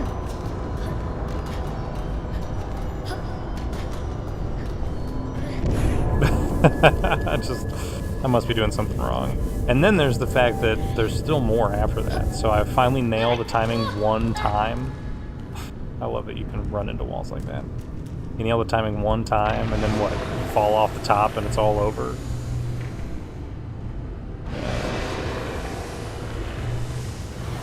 Oh, boo, boo.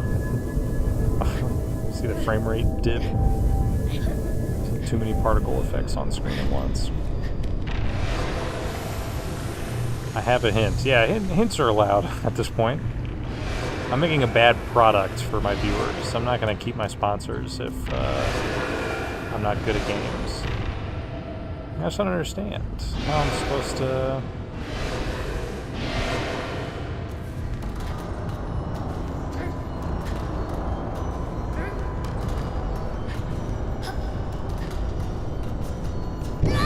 It doesn't really feel like there's anywhere else to go. I can't really, like, get in the sphere. I obviously can't climb over. I'm having a hard time going around, even. It just feels like time is so limited.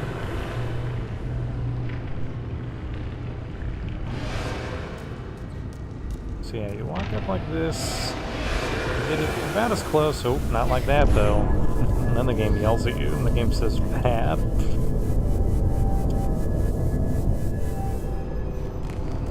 Controllers really gonna love all this button mashing I'm doing. So yeah, we push it inside the sphere. We get about as close as we can. No, yeah, not like that.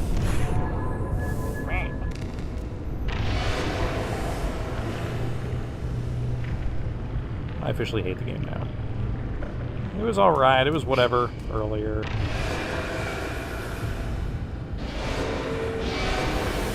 See, why?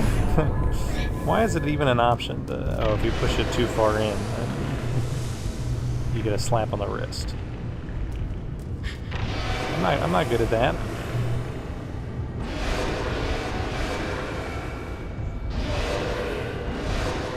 Yeah, like that. That's about as good as I can get it.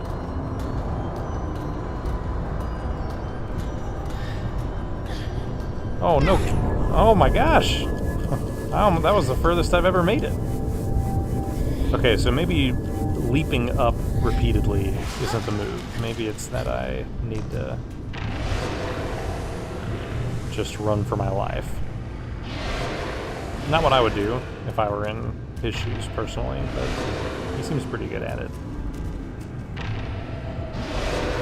Still, though, it's kind of...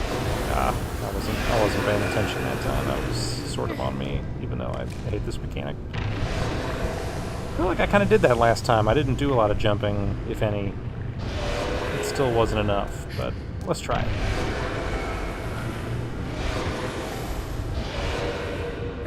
Yeah, like that. It was a little slow.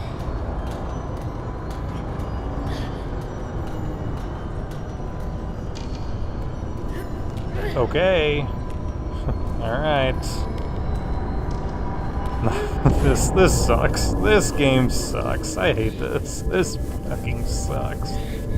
Oh, this sucks.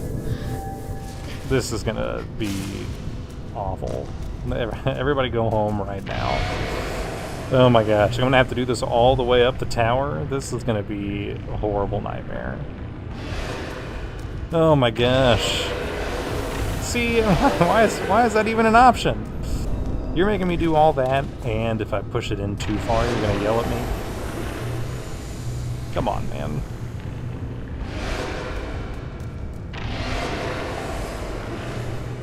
This game is not meant for, like, a normal person to play it, right?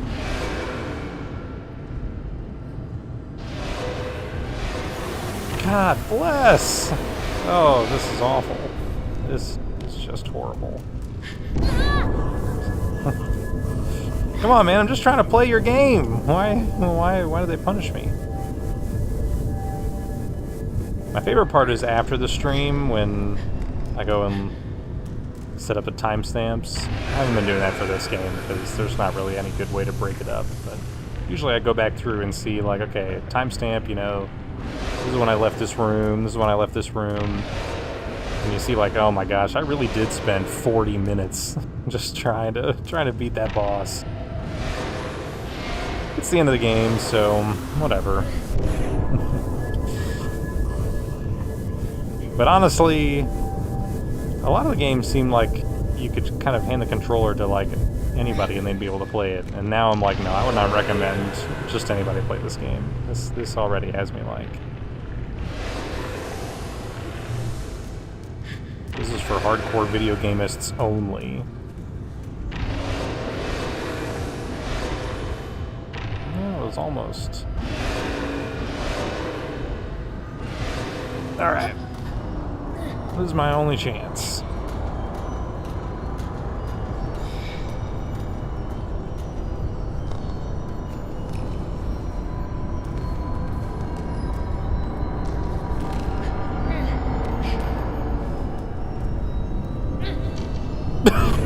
See what I have to deal with, you guys?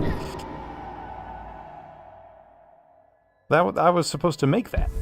There's no reason that the game mechanically even should have let me jump off at that point. And now they're like, actually, you got so close that we're gonna make you start all the way outside. Why? The game didn't think that that would be a good time to be just a little respectful. Now they're gonna even make me listen to the voiceover of some guy just being like, "That's when I realized." Yeah, I get it. If I can master this, I've mastered the game. I'd rather not. I want to pass on that. This is the point where I'd be like, you know what, I'm just gonna watch a YouTube video of some guy beating the game.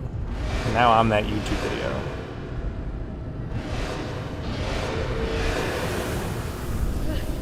What do you think those are like, the video walkthroughs of this, where like some guy, you know...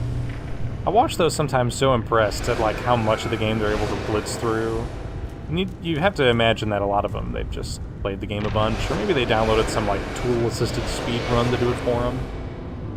But I love the sequences where you do watch them screw up, and you're like, okay, never mind, there is a human behind the controller there. This section, you just have to imagine there'd be like a fade to black. After an hour and a half of ramming my head against the wall, I finally made it.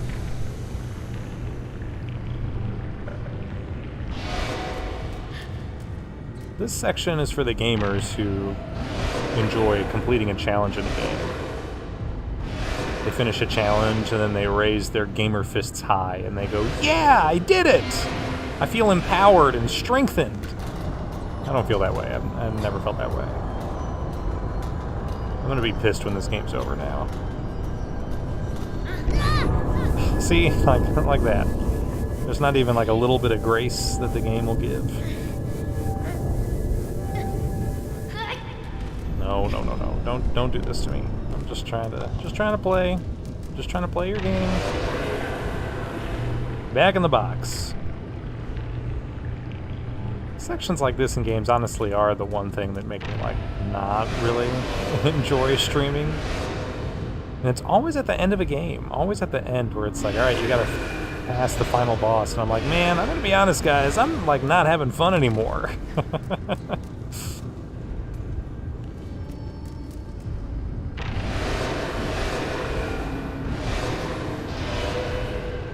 That was pretty good. All right. Let's go!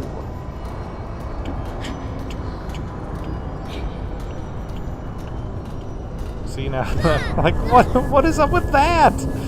There's so many elements that just make you wonder, like, what the fuck? So they have a thing that spins at the top, so that even if you completely nail the ridiculous timing, you know, you have to make sure that you push the orb in, but not all the way in, but as close as possible, even a little too far outside and you're not going to make it to the top. But then also, there are things spinning at the top, so if you happen to climb up all the way and make it just in time, you could still get caught underneath one of the giant spinning obstacles. At which point it's like, yeah, there's not really any way around it. You just gotta try again. Anyway, so get this, just a random kid who got like 5 concussions over like a 36-hour period. He was somehow able to complete this puzzle. Yeah, I don't know about that. Just stretching my believability. Now Trico's probably smart enough to figure this out.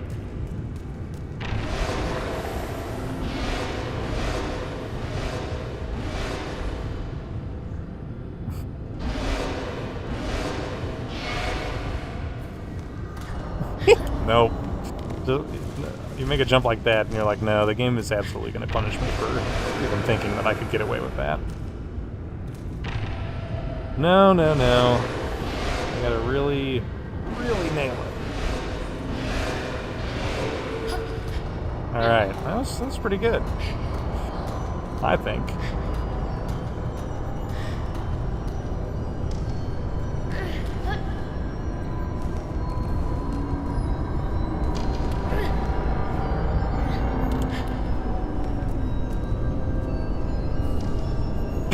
Like, what? Ah! Why?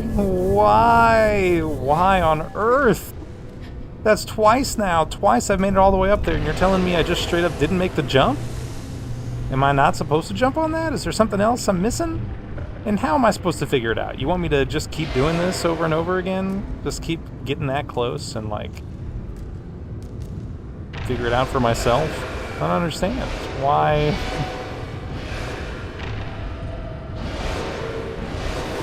Ugh. And I just, like, love that the game punishes you for, like, pushing it too far in. We know that this is, like, a real waste of your time. We know you've got, like, other things that you'd rather be doing than playing our game, so we're gonna make it significantly and more annoying for you.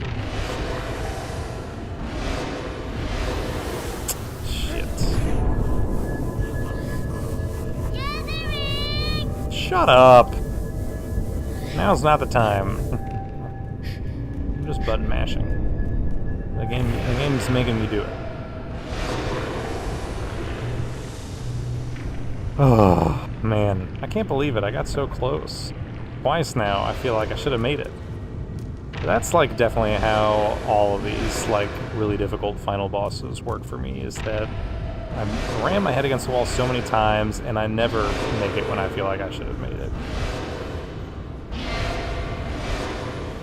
Yeah, see that? I don't know if I think I kind of screwed up the timing there, but we're gonna try it.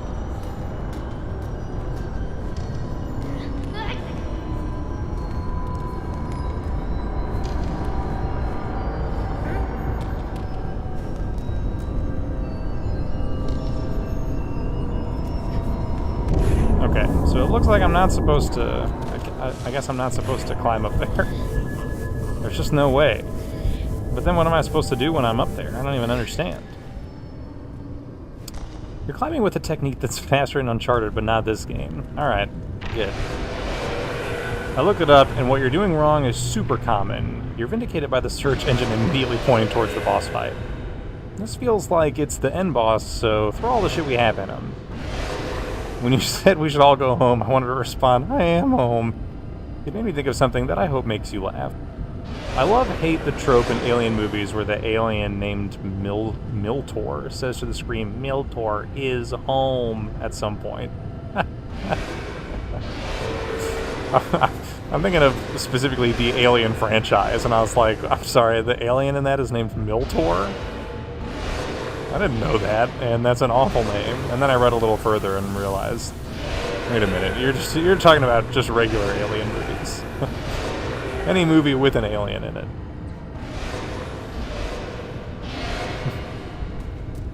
Don't you remember in Alien 3 when the alien turns to the camera and says, Miltor is home? I guess that's why David Fincher hated that movie so much. So am I supposed to climb on the top or not? I don't understand what I'm supposed to do when I get up there.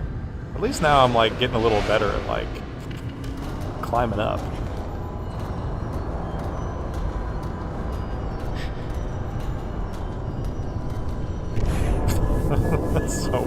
That's so stupid. Just give me like a little bit of a chance when I get up there to like make it.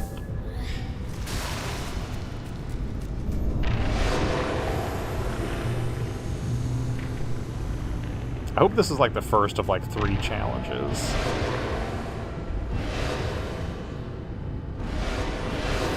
Yep.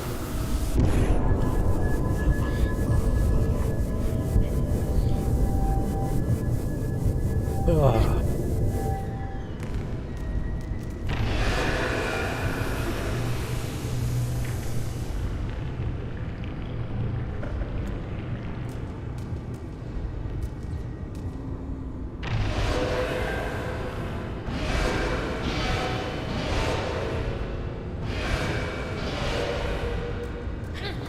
I'm so stupid. I got the timing down, and the game didn't want me to jump. All right. See? The game's like, you did not have the timing down. Miltor at some point was supposed to say Miltor is home after the chest thruster scene. It was originally storyboarded that way, but...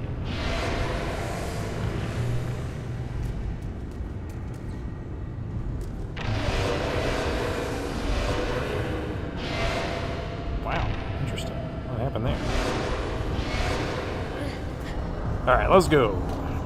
One more try.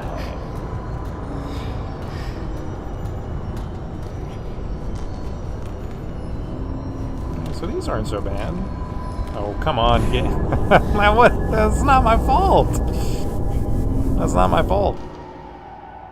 I don't understand. I don't understand. Ugh. That's happened so many times before too, but it's never been as punishing as it has been here. Man, I don't understand why when you die they put you outside. Why you can't at the very least just put me inside? The game is just trying to be extra rude. You know, I waited 10 years or however long for you to finish making this game. I bought this game day one. Almost, sort of.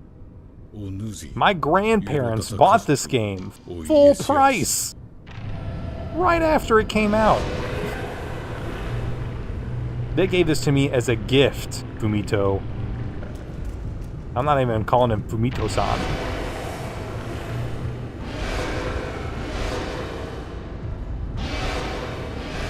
Fumito! Trying to make it sound as westernized as possible. I'm not so sure how I feel about this timing. Alright, that was a leap. Jump more directly up. I see. Alright, so don't press forward, just jump. Alright, so look at this. Progress, right? Surely I won't find a way to screw this up.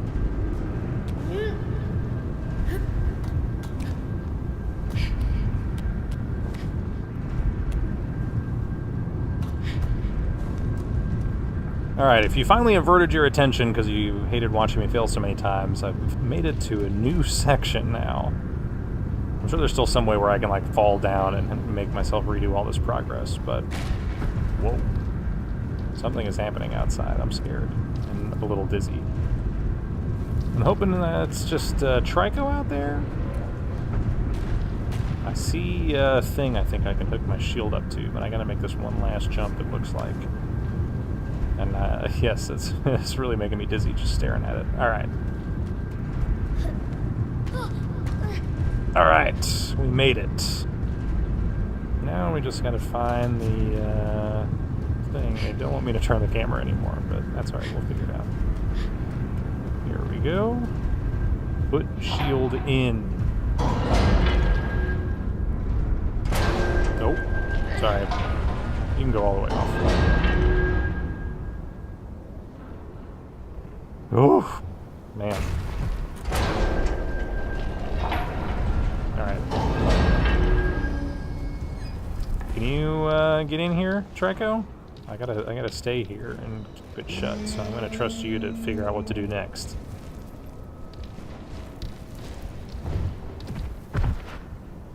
I'm hearing something. Oh.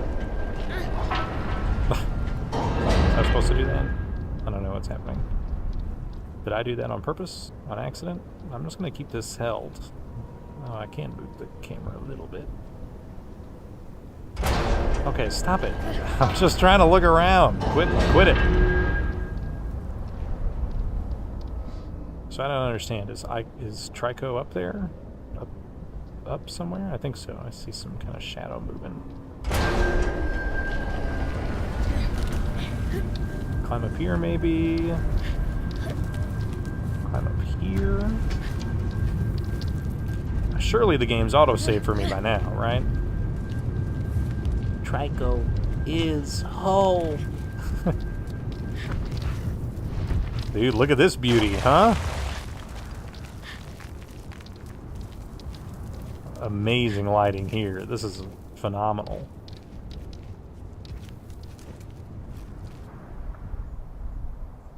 Whew, now I get to put down the controller and drink some sparkling frost.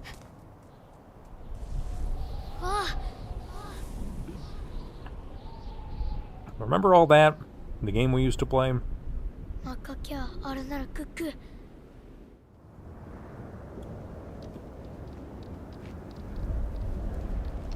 Huh?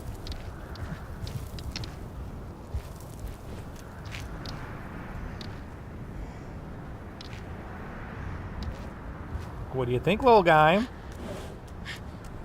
Is this where we get out of here? I want to go see what the heck this is.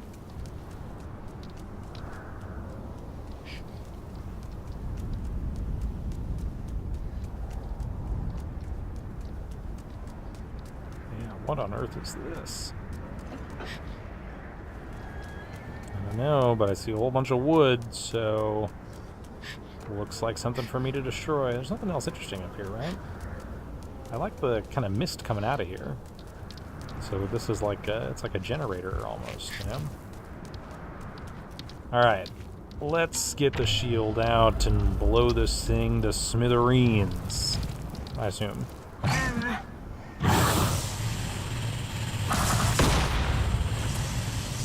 Maybe not. I thought this wood was supposed to be like an international symbol for like, it can be exploded. You telling me no?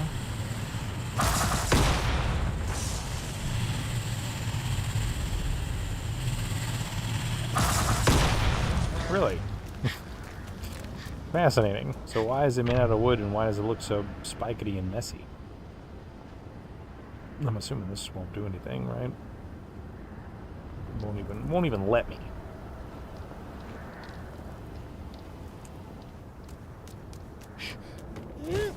Okay. Well, I don't know what to do. Would you stop? Why does he always climb up this way? It's like the worst possible way.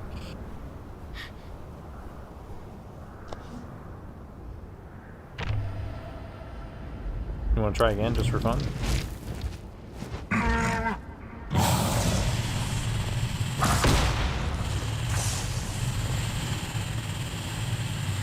can't really see anything, but doesn't look like it's working. So yeah, what do you want to do, man? This is the only thing we can interact with up here, and I'm not even really able to interact with it, so...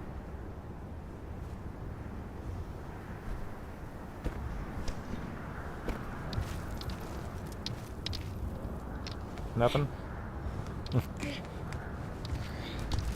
Ay, ay, ay.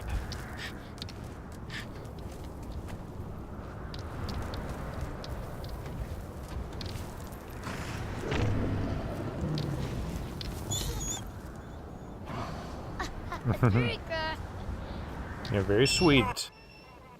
Oh. What's going on now?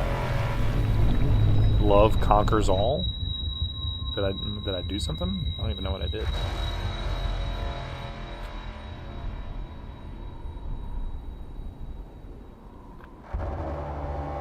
Giant antenna. Who the flip built this and why?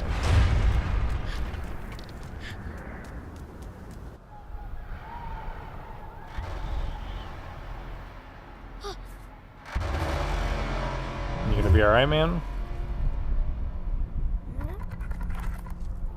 This is kind of the strongest one. Whoa, there's so many of them! Come back home, my Tricos. So these are the things from The Wizard of Oz, right? The flying monkeys, basically.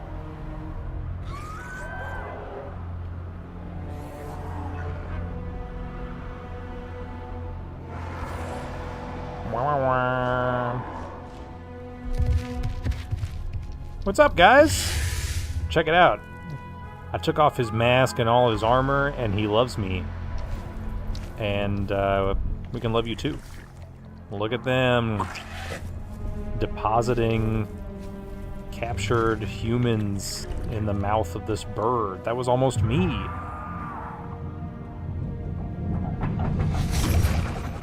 Whoa, and they turn into the barrels that he'd been eating! I guess, or maybe they just give them barrels in exchange for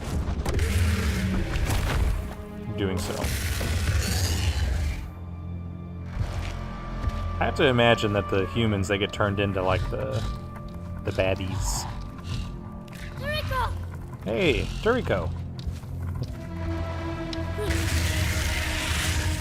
They don't like me. What? Smack. Trico is not paying attention to me. That's like, anyone keeping track at home, that's like my 7th concussion. Hey.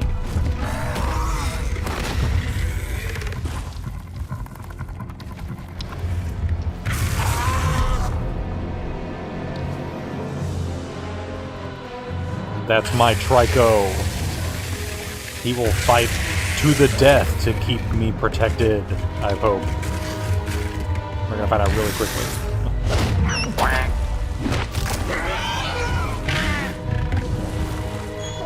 Our previous battles have not gone well, and those were one-on-one. Great. Now I gotta figure out how to get him out of this problem. Oh, I don't even have my shield?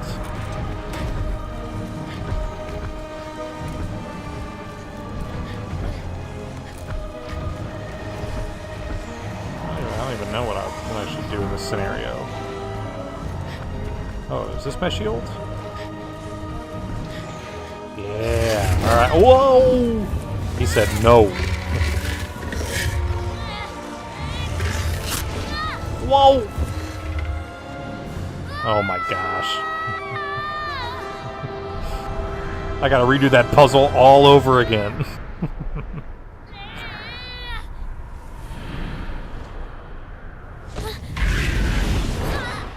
Oh, he wants me so bad. Yeah. Good luck trying to eat me now that I'm on your back, bro. Or on your nape. He's kinda got armor, I can't really get on his back. Not for lack of trying.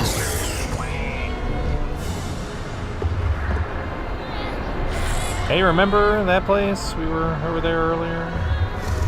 Doing a thing? I'm not supposed to, like, do anything here, right? I'm supposed to just let him take me for a ride. You're in for a wild ride, kid.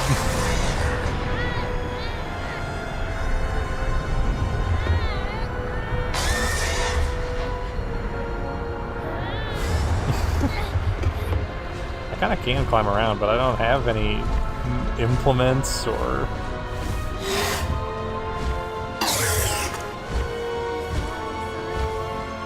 I'm just gonna keep petting him. It's okay, buddy. I love you. Everything's gonna be alright.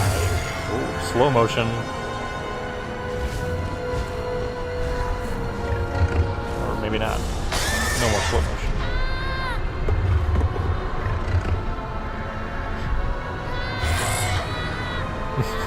I don't understand what I'm supposed to do. Nothing, I hope. Alright, looks like we're landing. I made the right move of waiting patiently. Alright, anyway. We're back to fighting my guy. I'm gonna go for my shield, though. This time it'll work out, right?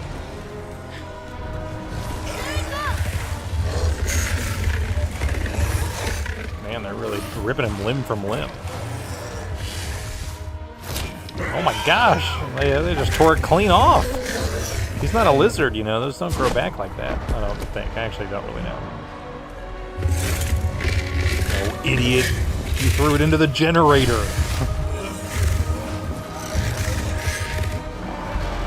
Things are not looking good for my Trico.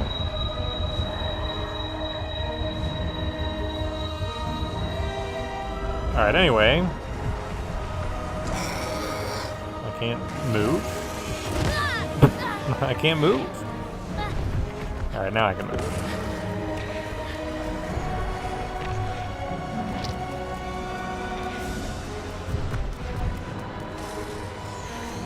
We, get some tail action going.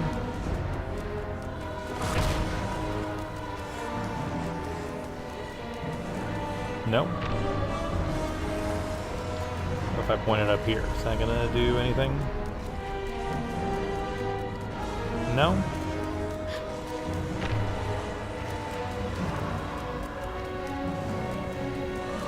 I thought the shield would be more helpful. I mean, I know they tore this tail off, but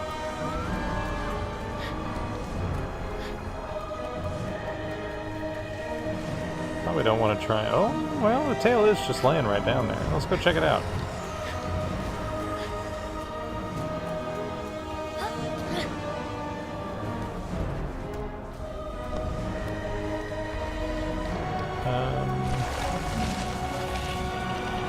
Here it is.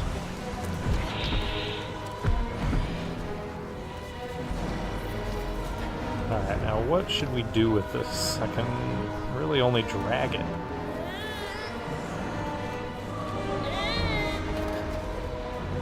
If I use the shield, does it do anything though? It does. Alright, that's cool. So, what would we like to do? Alright. Blew that up. I'm gonna try smacking it one more time to see if it does anything. I'm thinking probably not. No. Okay, but we blew that up. That's pretty good, right? I'm so scared to make any more jumps, but can you hit this maybe? Probably gonna blow me up instead.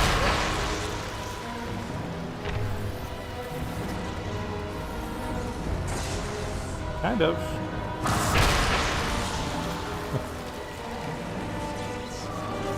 It does kind of seem like we want to drag it down, right? As scary as that sounds, I do not want to have to do that puzzle again. I can insert the mirror, which I don't even remember. What did that do? Does that spun this thing, or it stopped it from spinning?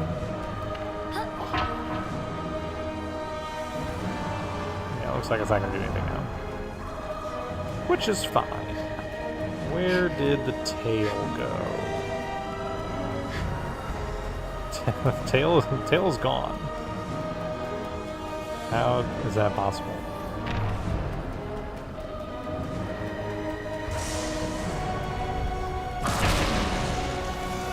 Is it down here? I really hope it is. I have no idea how I would know.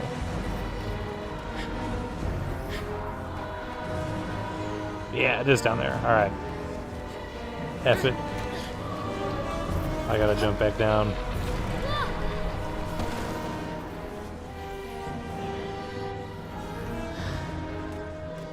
It all comes down to this. Sorry, now I'm too injured to even lift my shield. Buddy, just lift the shield.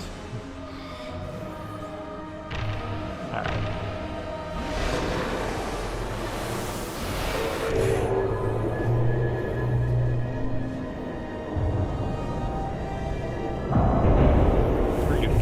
I did blow up some of it.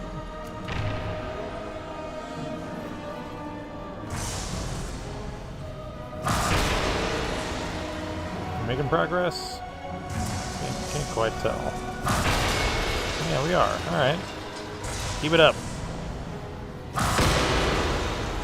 Somehow that missed. That's fine.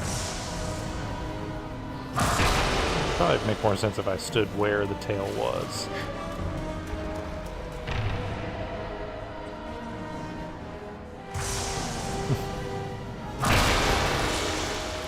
Really understand how this. Oh, whoops! I'm not trying to really reorient it.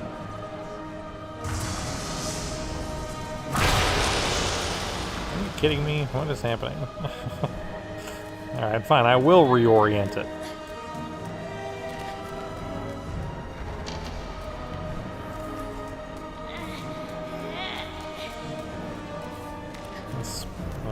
that is helping. What else is there to blow up? Anything? It's not really doing much.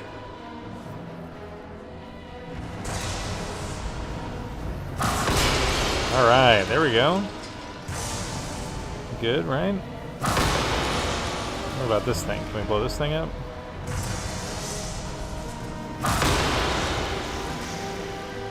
Maybe? Not really doing much.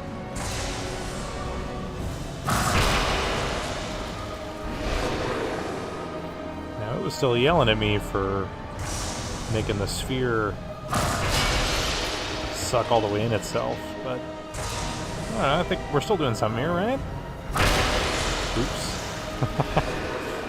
I can't really tell what it's able to point at. Alright, what's going on here? You're like stuck under the water? Let's get you. Well, maybe not. I don't know. Hopefully this will work.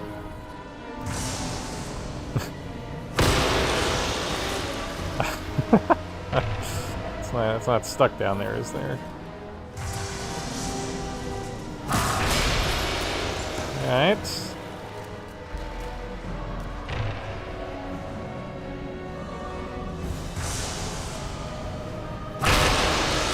I don't really know what I'm doing. I hope I'm doing it right, though.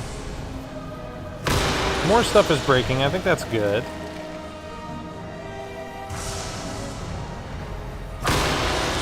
It's kind of stuck in this little pool, though, but I feel like, and I can't really drag it out.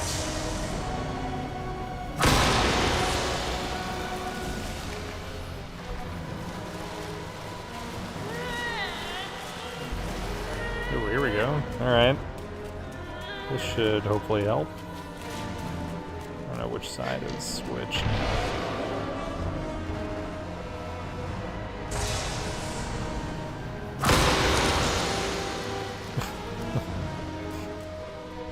No, stop it. Circle. No, stop! Circle his shield and pick up the tail. Stop it! Good lord. I'm all the way. Stop! I'm all the way over here! Ugh. He doesn't care. Alright, we gotta drag this thing up before it gets trapped down there again. The tail's a little too long, though. Why do you so desperately want to stick it under the water? Alright, so we're going to do that. Walk all the way over here. Put the shield again. Oh man, it's going to get stuck by this stupid rock now. I don't understand how I can aim it. Yeah, alright, alright.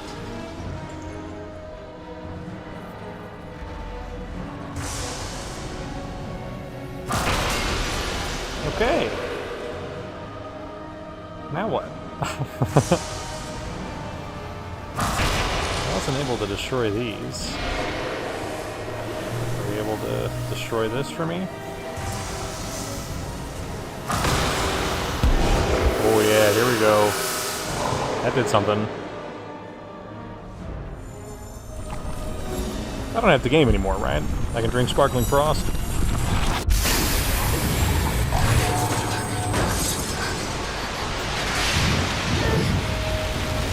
Pressing my buttons.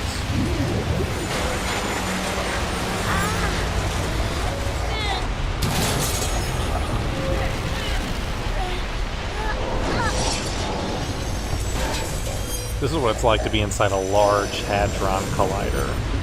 Trico.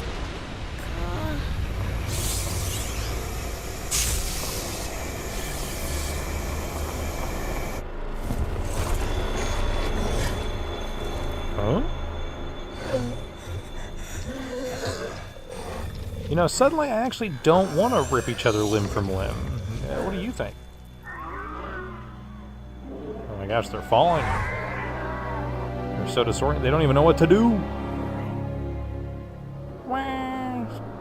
Well, it's kind of sad. Even though they were sort of evil. But they were programmed to be evil. They were just following orders. I'm more sad for my Trico. Things did not look good for my Trico, but he's survived worse, so... Look at him up there. He's like, actually, I'm cool now.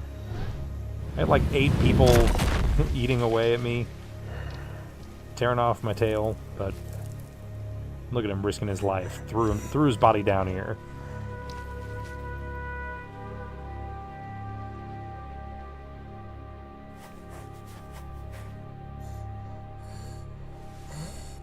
Hello?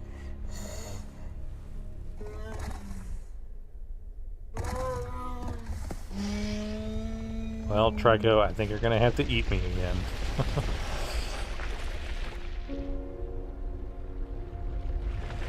Oh, great. Now the building's gonna explode, too. Do they all have to fall apart?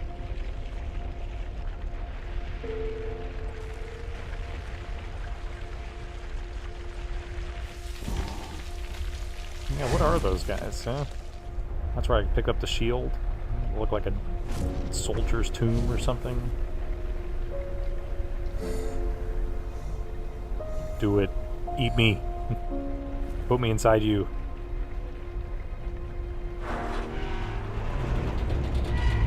You learned your lesson, Trico. My clothes do not last. I can't believe they haven't been ripped completely off at this point. They've like torn in so many opportune intervals. Well, usually inopportune, but opportune for the dramatic effect of the game. My Trico is so beat up. Thanks to all of those individually rendered feathers. Whee! Let's go, Trico. Even after all that, somehow he's still capable of flying. Or gliding, maybe. I don't know. He's like, I'm not taking him home. I'm taking him to my home. I'm keeping him with me forever.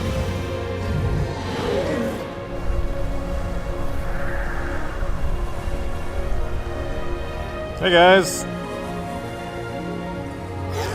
Yeah, I had to do that puzzle, too. It was the worst. Good luck, man. Let's go, let's go.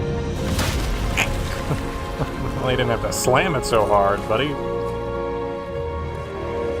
Really? You're gonna be all, oh, I can't make it, you gotta go without me. See, this looks like something off of PS3, I'll be honest.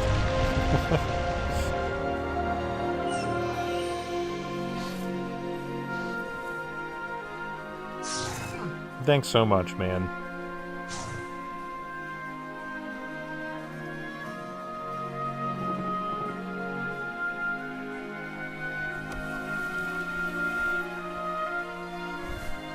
And then he ate me one last time. The triumphant music, I love that.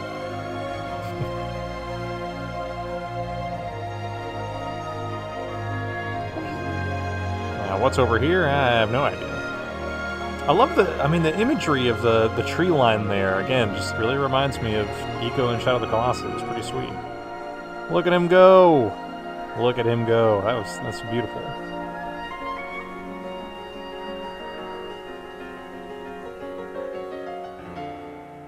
Wow. Wow. But wait, there's more! Crash landing. Come on, man. Was that necessary?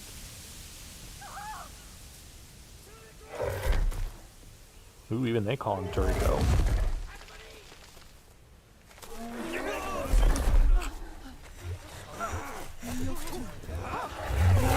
No, please. Leave him alone. Actually, you can put as many spears in him as you want. It doesn't really matter. I don't know how we're going to give him more energy, though, because the blue barrels are made of people, right?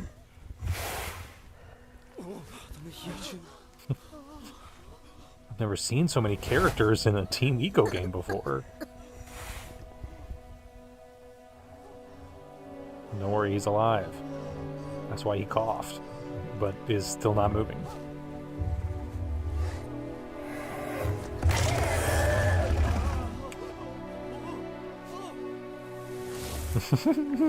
Look at him. He's like, here, take him. I don't want him anymore.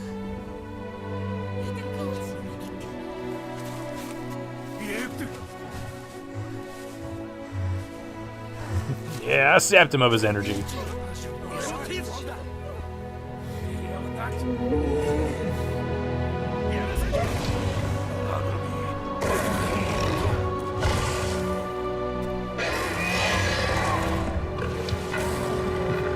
Poor guy. Poor guys.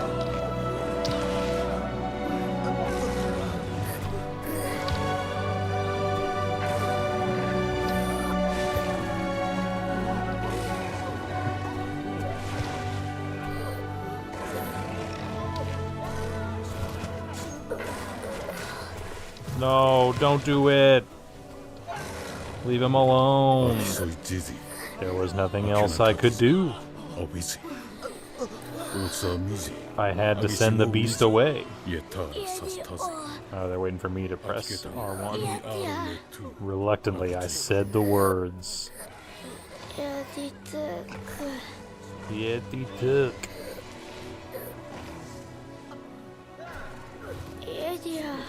Yeti-o. Yeti-o. I hold it down.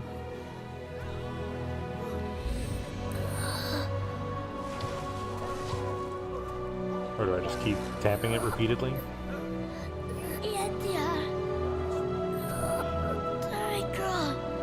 I'm gonna keep tapping it now.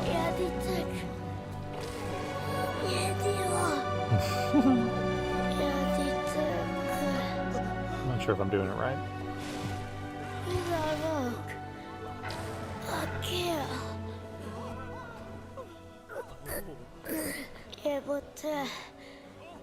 I'm gonna press R1 and triangle, send him away. Oh, poor guy.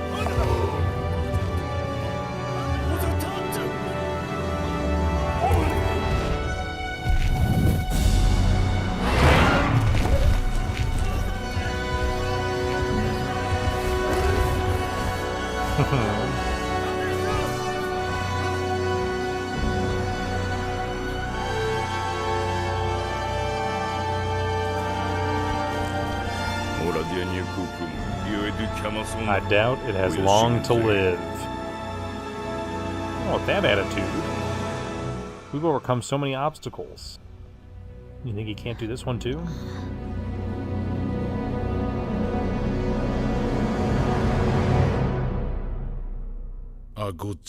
And that is how it ended. Our extraordinary story.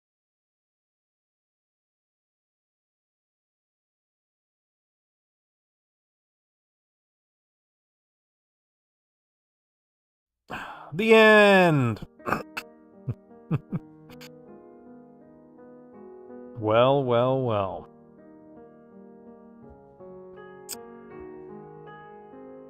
Oh, man.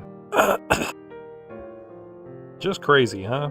Absolutely crazy that we got this game at all. And like we were talking about before, the fact that it, shares so many themes of the previous two games, has so many differences.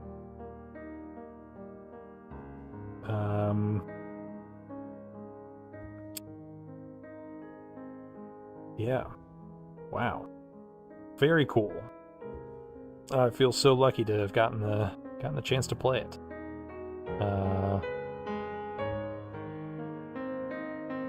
And so yeah, of course it's got a real tug at the heartstrings finale.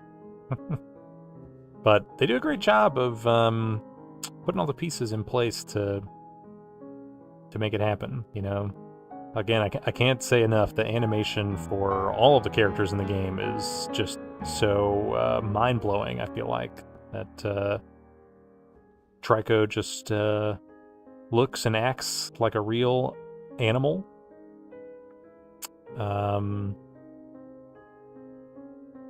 And yeah, the main character also has lots of different, just lots of physicality to him as well. Obviously, we're looking at a little bit of it here, but it goes a long way to um, helping craft that emotional bond between the characters. And it helps too, I think, that like, you do see Trico in pretty rough shape throughout the game, but you never see him that rough until the end. You never see him attacked by more than one guy at a time, and in that time he's attacked by like 8 at once, right? Uh,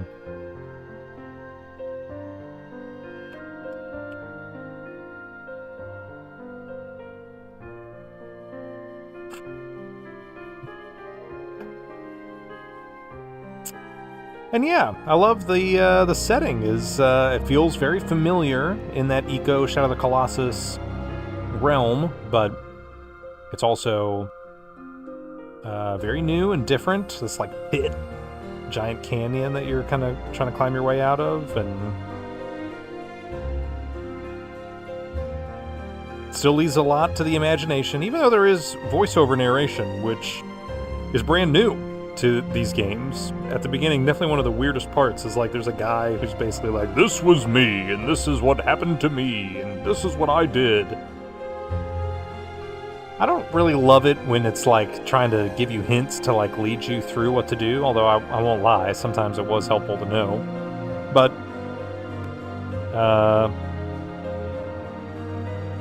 yeah, obviously the other games don't really have that. There is dialogue, but not like an overall narrator.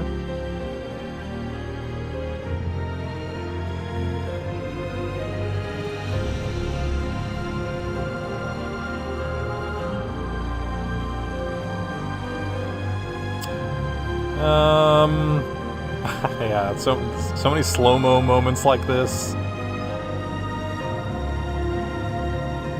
There's just like a few too many of those slow-mo moments, and it's really funny that sometimes they straight up don't work.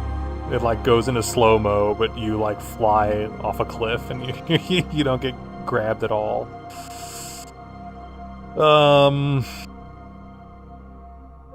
Yeah. What else is there to say? The music is good.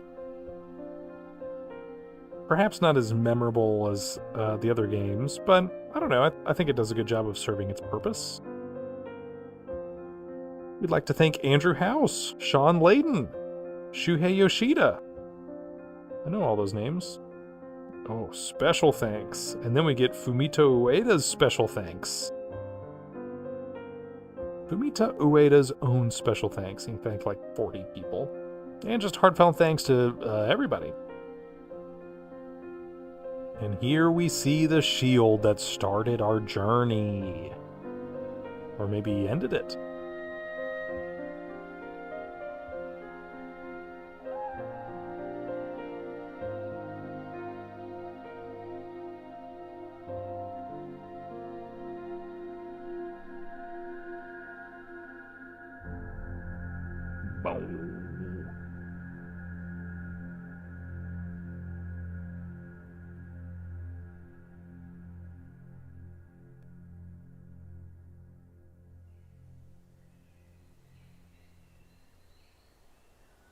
Boom.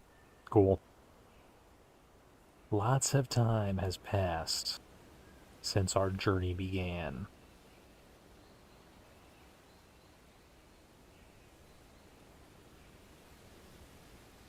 And now we're back at the beginning. So what do you think this means, like, this all happened a long time ago and then some kid finds this in the forest and gives it to like the town leader who's like, "Oh, that was me. I have a story to tell about a mythical beast who ate little children like you and me."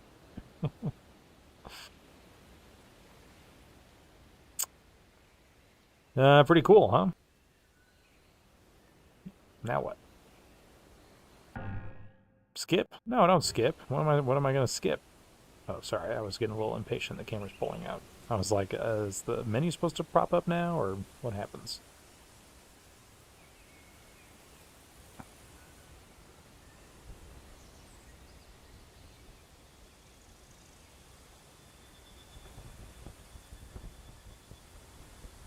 Why did it custom ugly? Oh, why on that?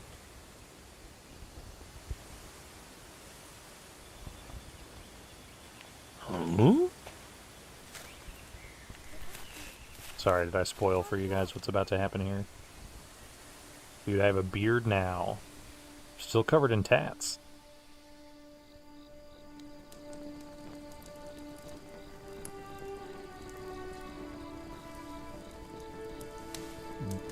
This thing, I remember it being a lot bigger. Oh, what's that here?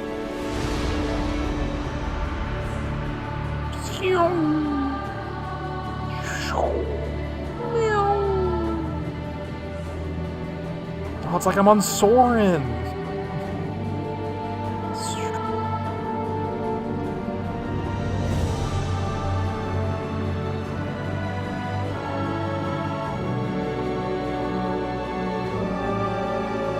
Can't believe I almost skipped this.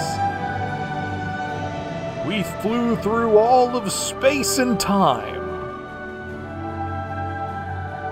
Man, the shield never worked this well for me.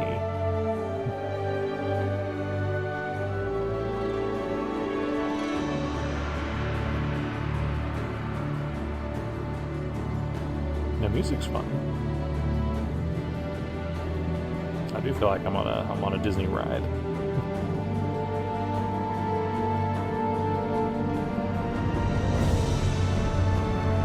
Hello, anyone home? Trico is home.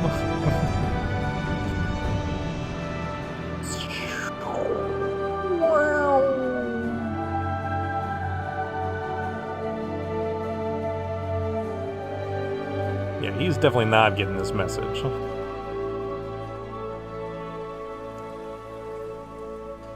He is asleep in a cave, not worrying about humans again. Humans definitely got him into this mess. No god built that. Some dude built all of this hundreds of years ago. Now this is the real start to the story. First image we ever saw of the Last Guardian. This chain going into this hole.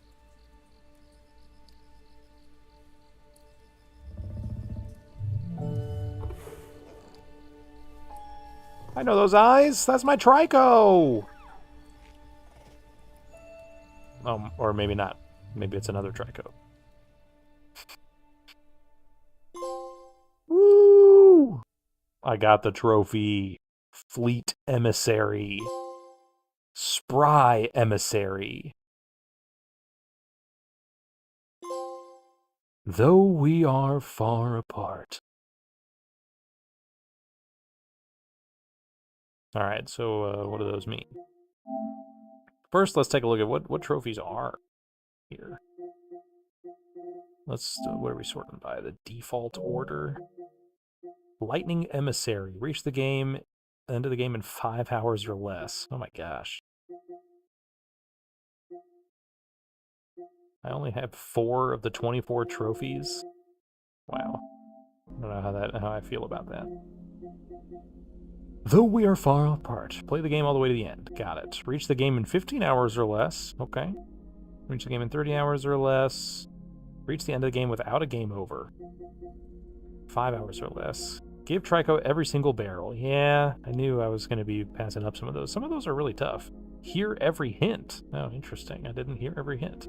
Collect all the boys' costumes and equip them. There are costumes? What? Hit suits of armor with 20 or more barrels or pots. Oh, okay. Defeat 10 or more suits of armor by removing their heads. Haha, interesting. You know, I don't really think I ever did that. No wonder I found some of those encounters to be difficult. Cling onto a suit of armor's back for 30 seconds or longer. Defeat 20 or more suits of armor with Trico's lightning. Yeah, didn't really do a ton of that. Have Trico defeat 20 or more suits of armor while they are carrying the boy. Okay. Plant Trico's entire body. Paint Trico's entire body. Plant. Paint Trico's entire body with what? I don't remember much paint. Have Trico catch a thrown barrel in midair 20 times or more. Catch Trico in the act? Apparently this happened on stream. I don't remember this. Move 10 meters or more while carrying 2 or more stacked barrels. You can carry 2 barrels? You can stack them? Man, there's so much of this game I didn't even know was possible.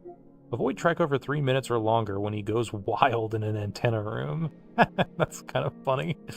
Alright, you keep freaking out. I'm gonna go do something else. Land on Trico's back after being propelled upwards from a cart. Okay. Touch all enemy beasts. Okay, so like at the end, I had to like try touching all of them. Interesting. Remove all spears from Trico as quickly as possible. Now, what kind of a trophy is this? I'm removing all spears from Trico as quickly as possible. You're saying I didn't do it quick enough? Make Trico put his head in every hole. Saved from falling by Trico's tail 10 or more times. Yeah, I don't trust that enough. That didn't always work for me. Well, shoot, that's so many trophies. I'm never gonna earn any of those. That was it. I'll come back to this game someday in the future. It was kind of hard though, but I don't know. So maybe it'd be a little easier now that I sort of know what I'm doing. I wanted to make sure I saved some of it for myself. So, all right. I'm gonna be right back. I'm gonna take a quick break, but I'll be back for another hour or so of chilling out. If you want to hang out. If you don't want to hang out, that's cool. I get it.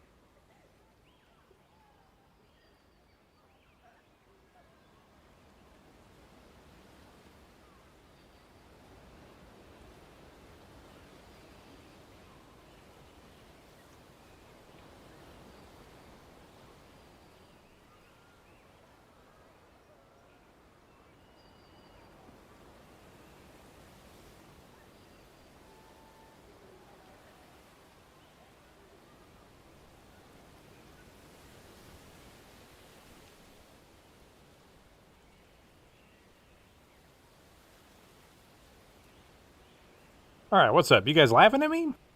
I hear you guys are laughing at me in the chat. Is that real? I wouldn't do that if I were you. I'll get big mad.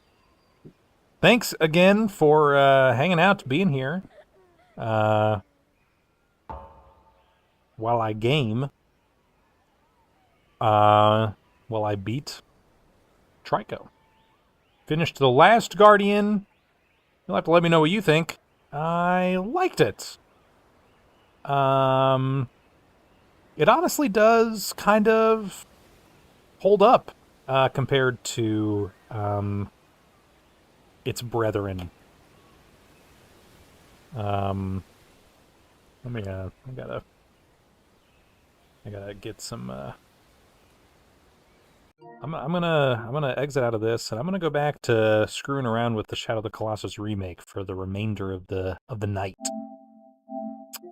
while I shoot the shit with all of y'all. There were so many comments in the chat I didn't get to read because I was too busy hardcore gaming.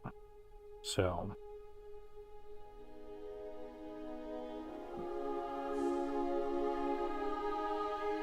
Oh, you think I left? No, I'm still here. I'm still reading your messages. You think Rickkity-T is home? You think that's funny? I think it's funny. Rickety is home. It's a little more hoarse than I was expecting. And that kind of made it funnier. Whoops. I dropped the disc. Alright. Oh, and now I finally I can plug myself back into the internet. One of these is my Ethernet cable. All right.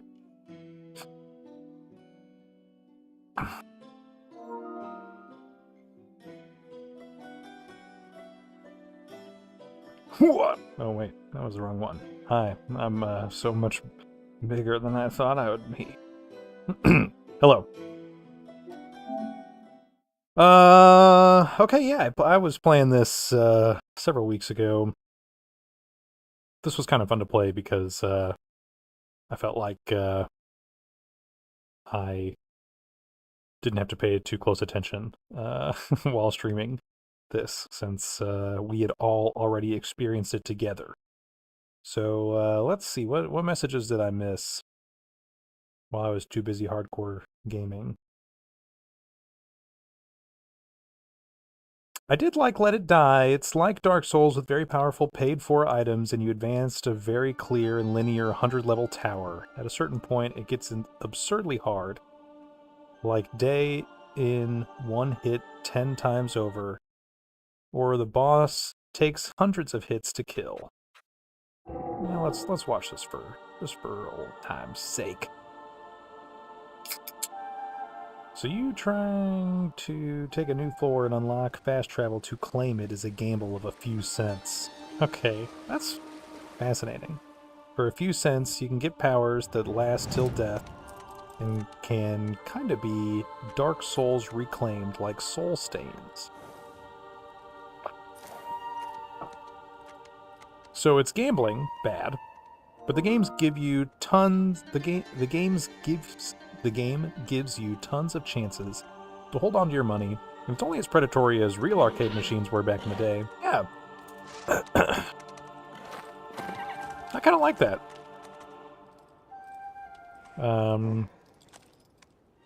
That's very fascinating. That's pretty neat. I do kind of like that. I can see, I wouldn't expect it to make a lot of money, but on the surface, I don't know, I feel like it's kind of a neat idea. This is such a fun-looking set for a puzzle. Fuck you. That thing drove me so crazy. I can't believe you made me sit through that. No, I'm just kidding. It was neat. That's all I'll say. I'm glad I destroyed it. This is mostly for me, but here's an NLCS Game 2 update. End of the 5th inning for the Brewers Dodgers. Dodgers lead 2-1. Yeah, it looks like they're doing a lot worse now. The Brewers specifically. The Dodgers are about to win, if they haven't already. That's too bad. The Dodgers don't need any more success. The Dodgers are like the Yankees to me. Just they're so successful. Give somebody else a chance. And so I was happy to see the Yankees got booted out of the series. Now Blue Jays versus the Mariners? I don't know. I mean, I guess I want the Mariners to win because they've had less success, but I kind of like both of those teams. I would be happy with either of them getting to the World Series. But on the other side, I mean, again, thank goodness the Cubs are out of the series. F the Cubs. But yeah, I feel like I would kind of rather the Brewers over the Dodgers, but I forget who's on the other side of it. Who else is left for their chance to make it into the World Series? Okay, anyway, thanks for letting me go all the way back up there and dredge up those messages.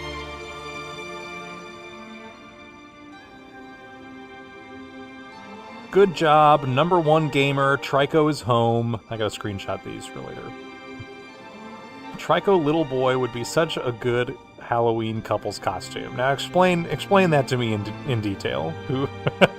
What would the Trico costume look like? Forget the little boy. The little boy would be easy. The Trico. First of all, who is this for? Actually, let's go back to that.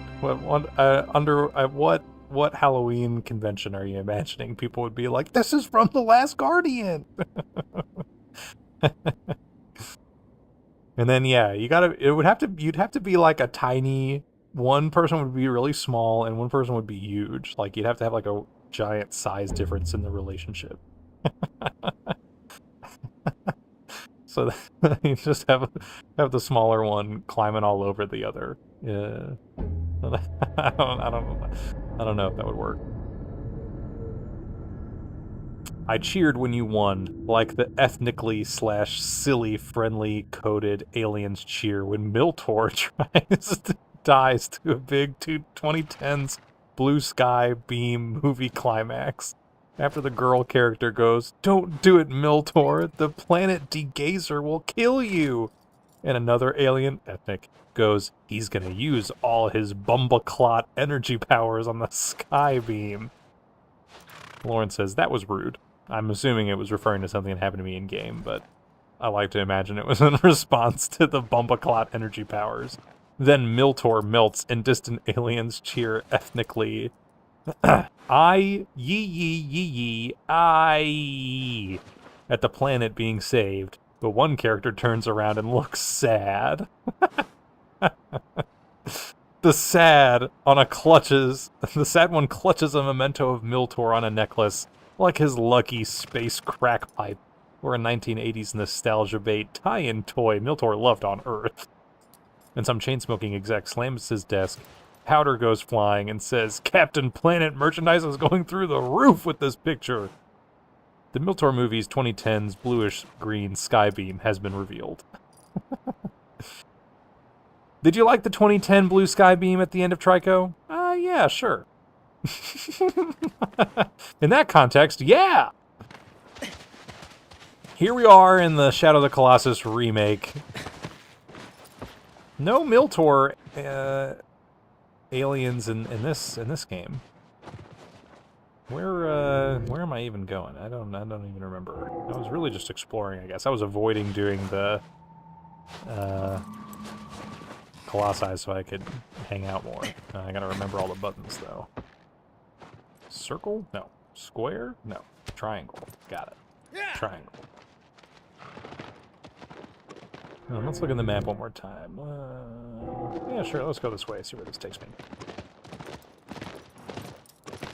I was thinking of all the trophies in Shadow of the Colossus today, as I do, because I'm a miserable PlayStation Melvin. No, that's what they're for. Trophies are great for giving you an extra incentive to keep playing a game you really love. I don't really understand the kind of people who are like trophy hunters, where like they play every game looking for trophies. I read comments occasionally online where people are like, you know, we're talking about some game and some guy's just like, oh yeah, easy to get a platinum in that game. And I'm like, that's really what you're thinking of? Your first thought is like, how long does it take to get a platinum? But I do love trophies for games that I really enjoy. I beat a game and I'm like, well, I'm itching for like a reason to go back to revisit that game. What else is there that I can suck out of the game? Because you know me, I love to suck on games. So, uh, so yeah, I like trophies for that purpose. And it's a nice. I also like to imagine somebody who does not keep in contact with me, barely remembers me or knows me, looking at my profile on Steam or PlayStation, and like it's like, oh man, that guy really loved Spider-Man, dude. He got every single trophy. It's an easy way to show your dedication to the cause. Show that you like a game. A nice, quick way to communicate that to somebody who otherwise doesn't know anything about you. But I also like on Steam, you can also just write reviews. You can just write a review for a game so that when somebody's browsing the Steam store, they can see that, like, somebody you know liked the game, and you can see that they have, like, 100 hours in it, or whatever. That's a quicker, simpler way to just communicate to somebody, I like this game. I think we're getting close, maybe.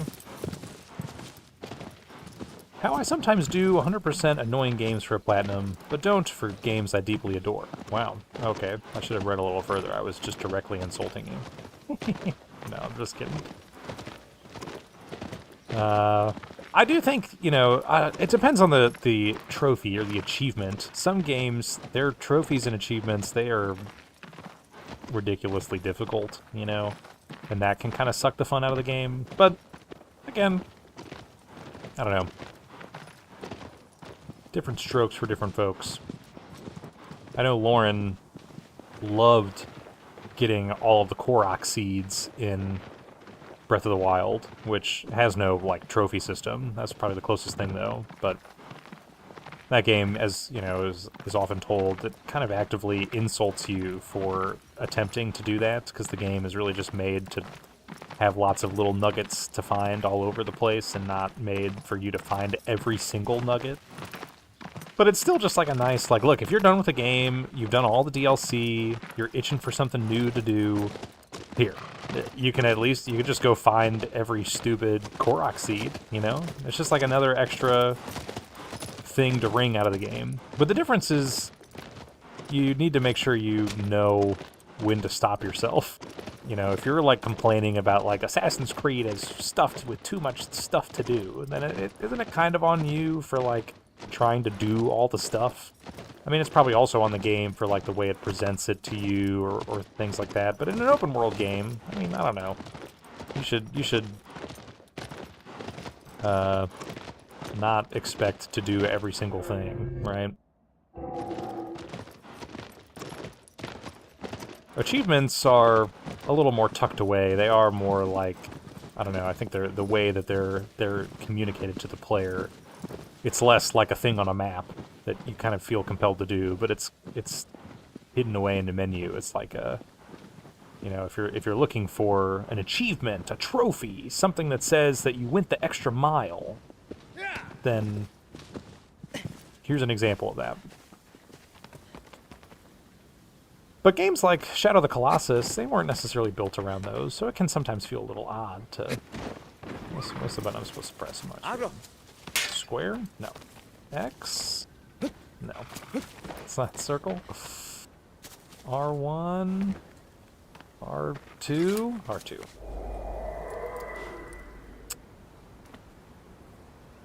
I was out for a minute. This is the remake? Yeah. I beat The Last Guardian. I whooped his butt. And so I'm going to spend the remainder of the night just checking out the remake. Mostly because I wanted to kind of juxtapose. These are two games that came out on the PS4, right?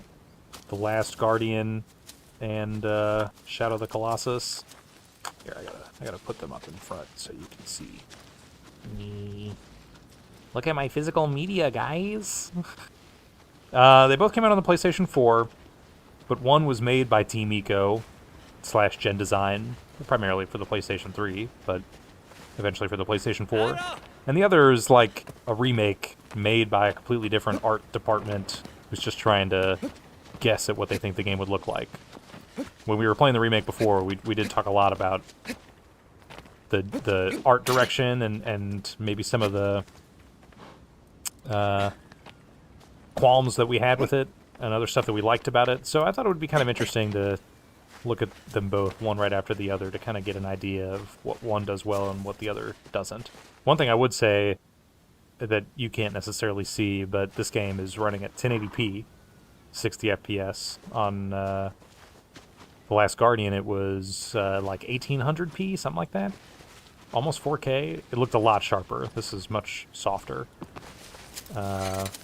Which is too bad, sort of. I mean, it's because of the way that The Last Guardian is poorly programmed that we're able to play it at 4K 60. This game, it's like, I wish there was an uncapped frame rate, but I understand why there's not, so.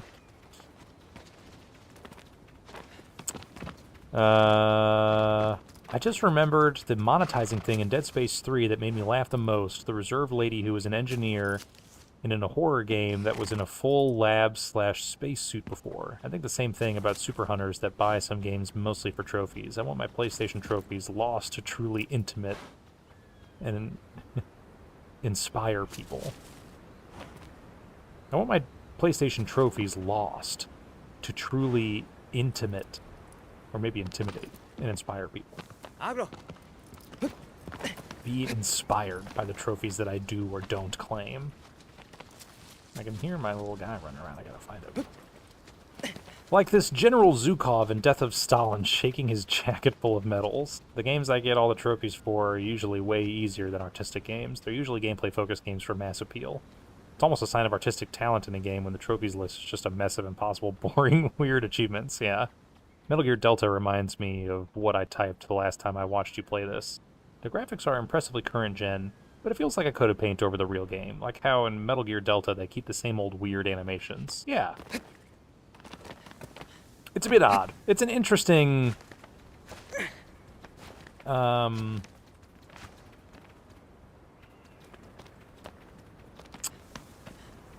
don't know. To me, it feels almost like I would say it's the right choice. Ooh, there we go. Now I gotta remember all the buttons. There we go. Because, yeah, like I said, I think remakes, especially for a beloved game like Metal Gear Solid Delta and Shadow of the Colossus,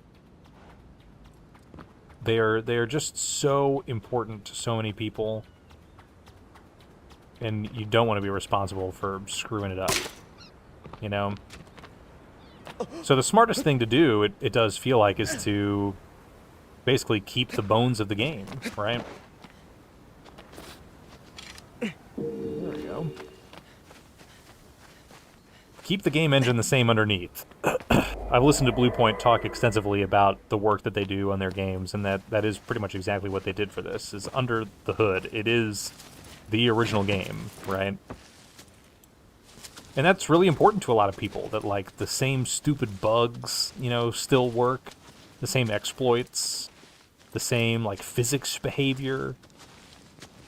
Otherwise, it can feel like you're changing too much, and it can become more work for the developer who is trying to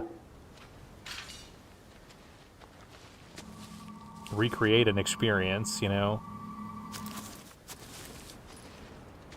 I might have talked about this before, but it reminded me of The Last of Us Part 1, which remade The Last of Us, and how... put that away.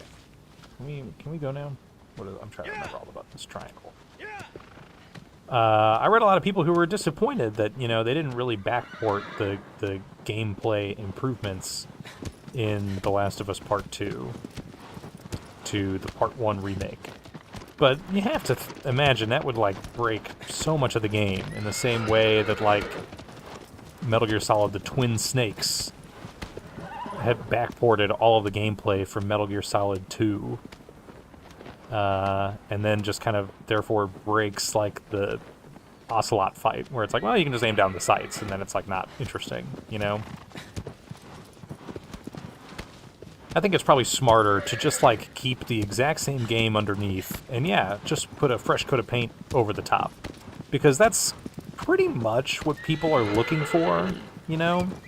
When people, like, are talking about an Oblivion remake, you know, I think that they really want the game to operate the same underneath the surface. And it's just the presentation they want changed.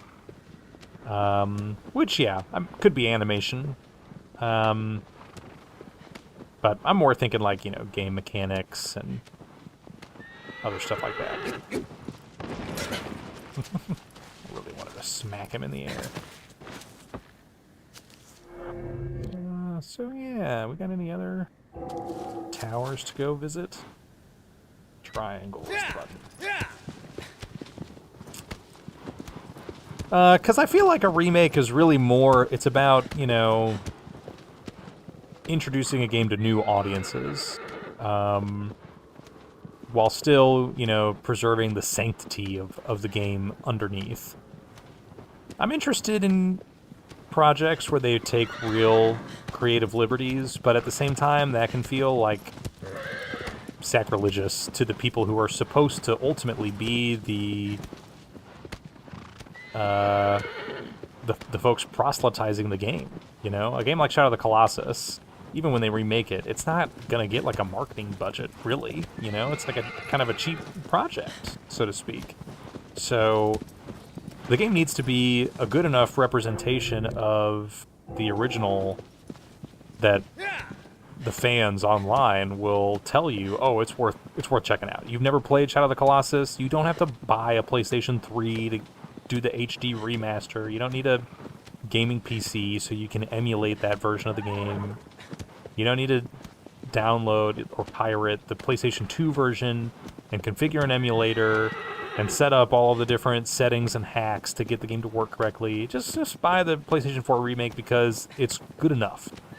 Maybe I would prefer that you play the HD remaster of the original or whatever, but to a casual gamer who, you know, you're just lucky to see them playing the game at all. You want them to play the game. You know, that's kind of the target audience, I would think, for remakes, more so than like the absolute hardcorest biggest fans. But you still need them to like the game enough that they will recommend you play it. Because otherwise, yeah, games like the Twin Snakes, people are like, get that game out of my sight. I don't want to think about it at all. That game doesn't count, you know? It's not real.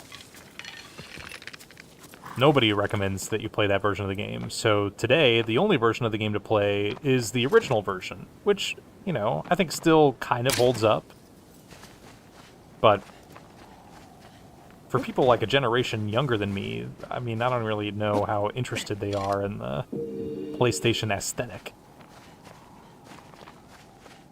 That's, you know, the Metal Gear Solid Delta remake. That is for those people.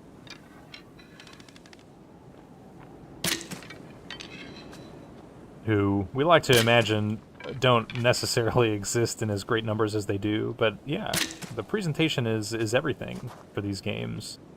So having that new coat of paint is what it takes to get those people in the door. Once they're in the door, you know, are they going to care about like the minor details about little things that look a bit off? I don't know. Probably not. I think most people, you know, probably understand that it's a remake of an old game, and so it's not going to be as mind-blowing as playing, like, the latest AAA Naughty Dog adventure. It's not necessarily going to be as cohesive. But I don't think there's a perfect way to, like, to do it, you know? Unless you're really going to, like, make something completely different. Especially in the movie world, I'm not really interested in a remake that plays it safe. I want to see something that's, like, totally unique. But video games, I don't know, it's a little different. It's a lot harder to even really get your hands on the original version of a game. You can buy, like, a lot of emulated PS2 classics on a PlayStation 5 today, but certainly not all of them, or even most of the you know, what I would deem a classic PlayStation 2 title. And they don't all even really work well. I got Ape Escape 2 on my PlayStation 5, and I can't play it. It's that game is broken. And everyone online is just like, oh yeah, it's just broken, you know? So, I think remakes are interesting, you know, really just ultimately for getting new people in the door to check out a franchise, especially more storied franchises. I think Metal Gear Solid is an example of, yeah, you know, that's a game that there's so many entries.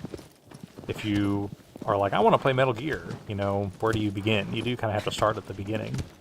That's what I would recommend, but it might be a bit of a daunting task for somebody who's brand new, and a remake is a good way of just being like, here, just play this one. That's why we remade it, you know? And I think it's also smart for a game like Oblivion, where everyone's like so desperate for a new Elder Scrolls game. Hey, check it out. There's actually another Elder Scrolls game we've been sitting on this whole time. You don't want to play it because the UI is awful. You know, the graphics are terrible. They have not aged well. But there's lots of parts of the game that have aged fine. So what if we just threw on a new coat of paint but left the gameplay underneath the same? Is that satisfying enough?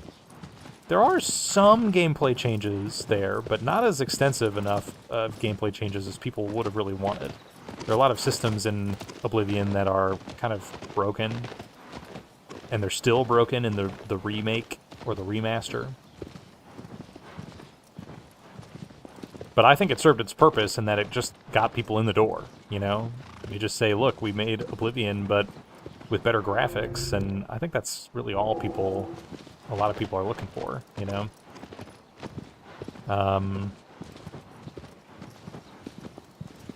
So, yeah, I think it's interesting to talk about. There's lots of great examples of projects that do it good or bad, but yeah, I definitely won't write them all off. I think a game like this is pretty much as good as it gets when it comes to a remake. Because the gameplay underneath is kept intact, but it's got a new coat of paint on top. It's made for a platform that is way more accessible. You know, PlayStation 3 games can't really be played on any subsequent platform, but PlayStation 4 games can.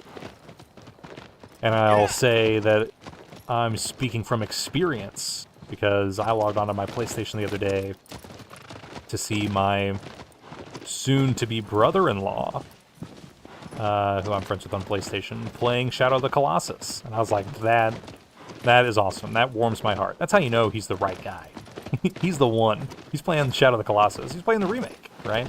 He's got a PlayStation 5. He doesn't have a gaming PC. Doesn't have any other ability to play, you know, another version of the game. But thanks to the remake, he's playing the game, period.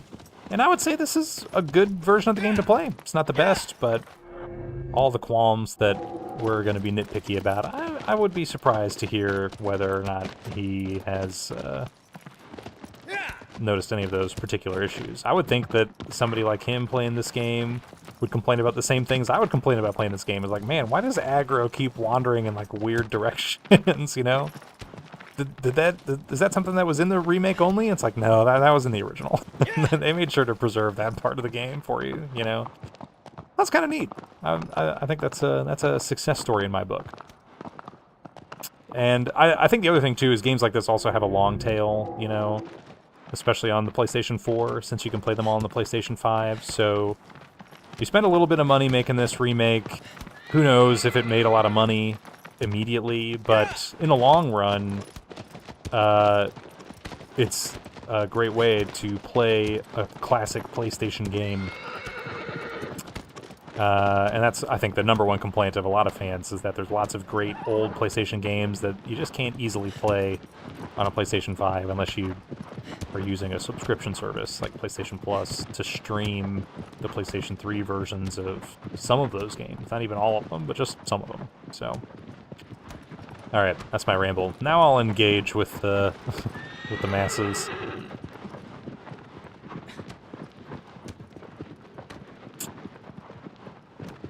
David Hayter's awful performance stays too and cheapens the experience. Yeah, maybe. What do we want? Do we want to hire a whole new guy to do a completely different? I feel like that people would go ballistic for that in a bad way. It feels off. Nice and expensive, but also cheap. There are definitely parts of Delta that feel cheap. I mean, for me, and it's going to be different for everybody, but for me, it's the use of FSR throughout that game. It just runs at such a low resolution. It can't maintain its frame rate, and it looks like really grainy a lot of the time. That makes me feel like it's kind of cheap. But on the flip side, there are lots of... it's full of extras that didn't even make it into the remaster. Things like the Guy Savage minigame or the Ape Escape minigame. There are like extras that like do not really matter for the meat of the game, but I would say that adds to it feeling like a deluxe experience. Is having that stuff in there when, you know, the remaster that you buy for $20 on Steam, it doesn't have those, right? I think that's kind of an interesting choice, probably an intentional choice. That and the David Hayter stuff, I think, was really supposed to be an olive branch to fans, to tell fans, like, you don't have to worry, we're going to do this right. You know, David Hayter is involved. They keep waving him around to be like, don't worry, everybody, it's okay. I do feel like if they put somebody else in, I can't even imagine what the fan response would be. I think that would kind of have made the game dead on arrival. Like, fans would have been outraged before regular Joes would have even had a chance to have given it a shot, you know? Like seeing a beautifully photorealistic human run exactly like CJ from GTA San Andreas. Yeah. And there are certainly examples of, you know, those HD remasters, the definitive edition or whatever of GTA. Those, yeah, they're like crazily smoothed over. I think the new Panzer Dragoon remake or remaster that's coming out, that's another one that everyone is like saying, like, please stop, don't even make this, just give up. It just looks so wrong. They just didn't do it right. But those, I feel, are almost closer to remasters, where they just take the same, like, polygonal structure and they just, like, smooth it over, you know? They take the same exact textures and they just, like, smooth them over. And that's the stuff that, like, looks wrong. You should really just rip it all out and, like, start from scratch so that you can make it look more like something modern today. I've not played MGS3, so Delta will probably be the version I eventually play. Yeah. Yeah, what would I say? Like I said, I just don't really like how those games look on PlayStation. It just feels like they're just not made properly. But if that kind of stuff doesn't bother you, if you're not a Digital Foundry nut like me, then it's probably not a big deal. Sorry, I'm not trying to play the game. I'm trying to find all the shrines and some fruit trees. Yeah, I don't know. I think the remake, it's faithful, which is, I would say, the most important part. You know, in terms of, like, the core experience and the story, they retain all of that, and emulate it quite effectively. So that's good. For me, I would think, like, if I had a good enough computer to play it, I would probably say it's kind of the best version for a newbie to get into. But I also think that the original honestly has aged really well, and you could easily pick that up and play it on a especially because that remastered version is now everywhere. You can play Bluepoint's HD remaster on any platform, so whereas, like, for Shadow of the Colossus, you can't really easily play their HD remaster, so there are less good options for that. But I think that those HD remasters still really hold up well.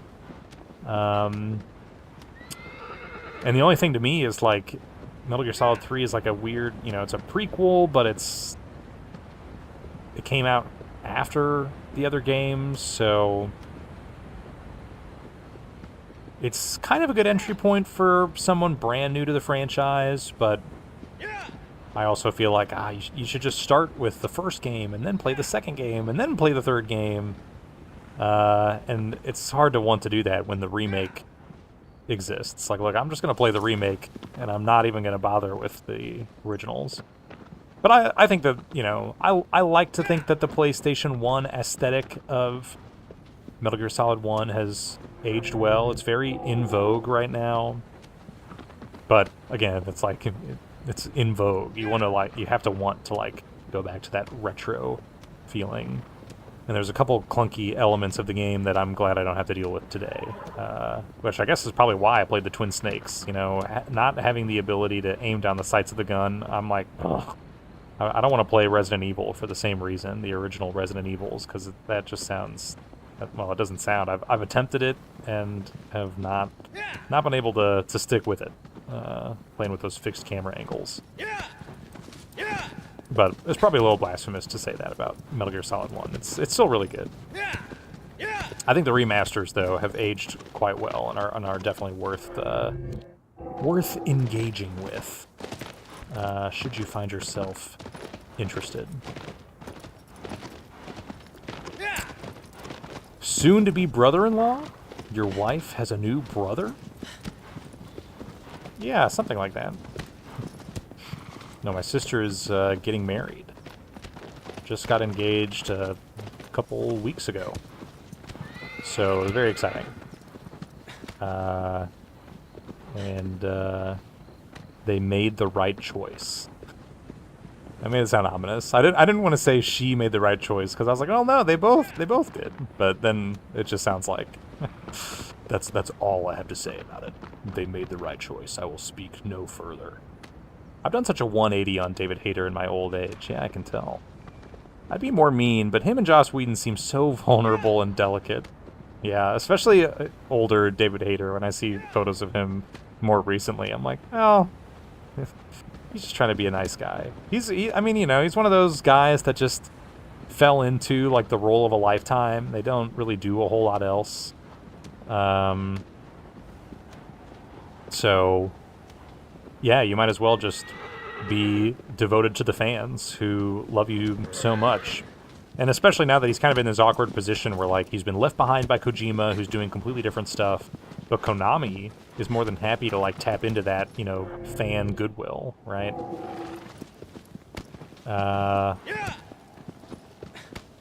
So, I think he's fine. I don't really have any ill will against him. Joss Whedon, I think he was, like, he did not treat some people very well. I guess that's why we're all out on him right now. So, but David Hayter, it's just his work that I'm upset about. Then I'm not that upset.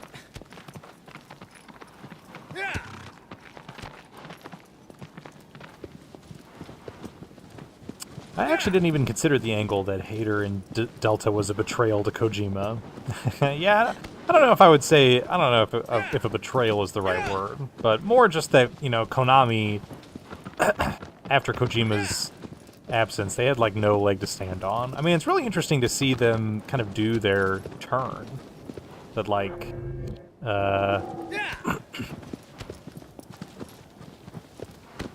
he had his acrimonious exit from Konami, and it was so, like, ominous and unexplained. Everybody just, you know, took his side as the human, the artist, versus the corporation. We have no idea what really resulted in him exiting, other than, I don't know, maybe Metal Gear Solid 5 was, like, over budget, right? Kind of reasonable. Maybe not to kick him out unceremoniously the way that they did. He, like, won that, like, Lifetime Achievement Award, and Konami was, like, barring him from attending. It's kind of insane. And then they went and did Metal Gear Survive, right? That was, like, hot off of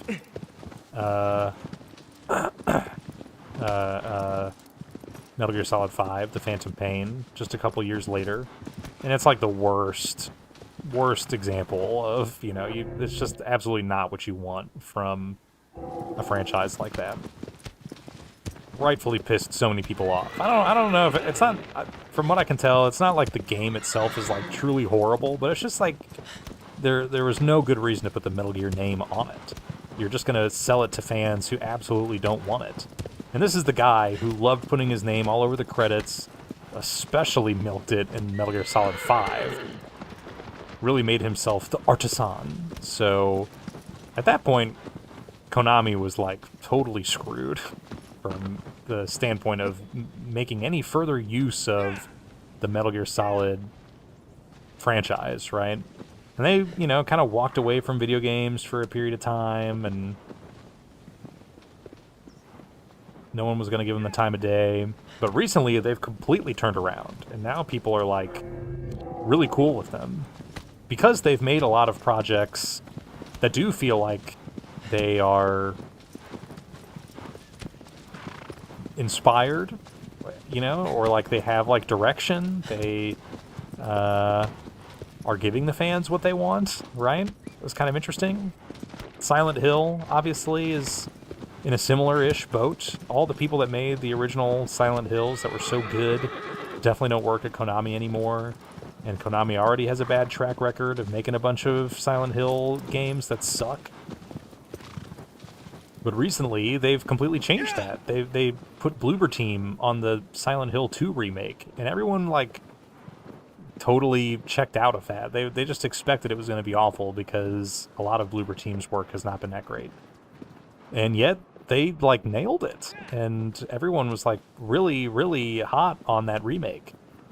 But that's not the only example, because Silent Hill F just came out, and everybody's like, well, this is actually really good too, right? That's completely new, you know? Konami was like, I feel like the franchise is a little too westernized from its Japanese roots, so let's make a game that's like 100% Japanese. And it's like, wow, that is like, that's inspired. That's smart. It's not totally shocking then that the game actually ended up being pretty good, you know? And so then, yeah, with Metal Gear, they're like, okay, we're finally going to take all of the games and just put them on every platform. We're finally going to, you know, we're going to remake Metal Gear Delta. And that's where they're like, we're bringing David Hayter. He's giving it the thumbs up, you know? I don't know. I feel like Kojima could not care less. I think he's been on record saying, like, there's no chance he's ever going to play the Metal Gear Solid Delta remake, which I think is totally expected, and if I were him, I would feel the same way, you know? But I don't know if it's a betrayal. You get the impression from fans that Kojima already didn't really care for David Hayter anyway, so I don't know how much more he could have been betrayed. He was already going to be left behind. Here we go, here's some fruit. I've just been such a rabid Hayter opponent for years now due to his performance alone.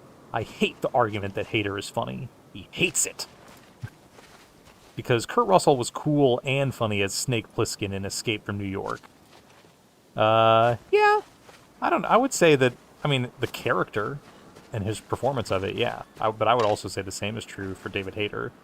But, like, David Hayter at a convention being funny, I wouldn't compare that to, like, you know, his performance. I would say they're two separate things. I think David Hayter is, I don't know. He's no Kurt Russell. That's absolutely true. That seems like a high bar, though.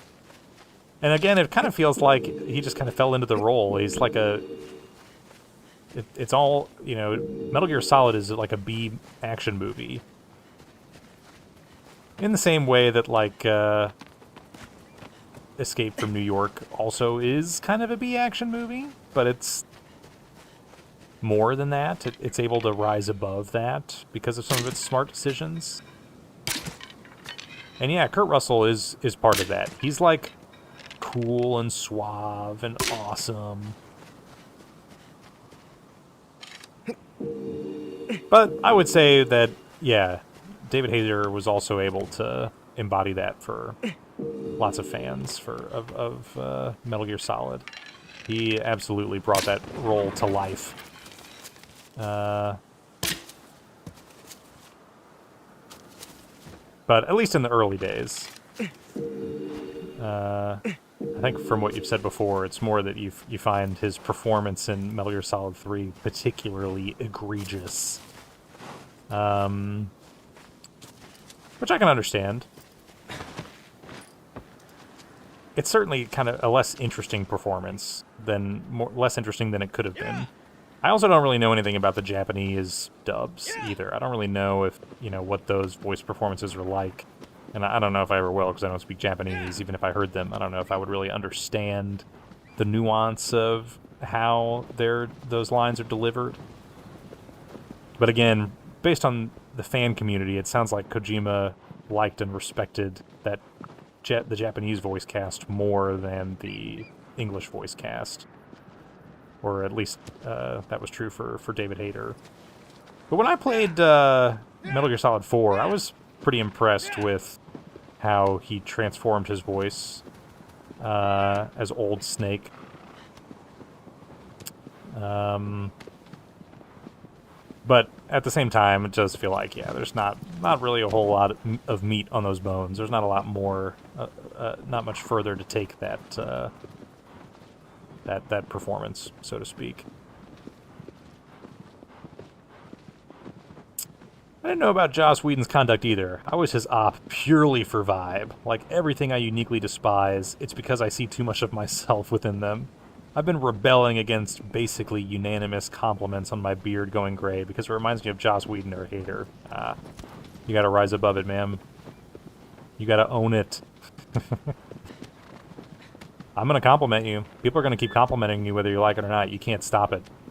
And they're definitely not thinking of Joss Whedon like you are, which is a good thing.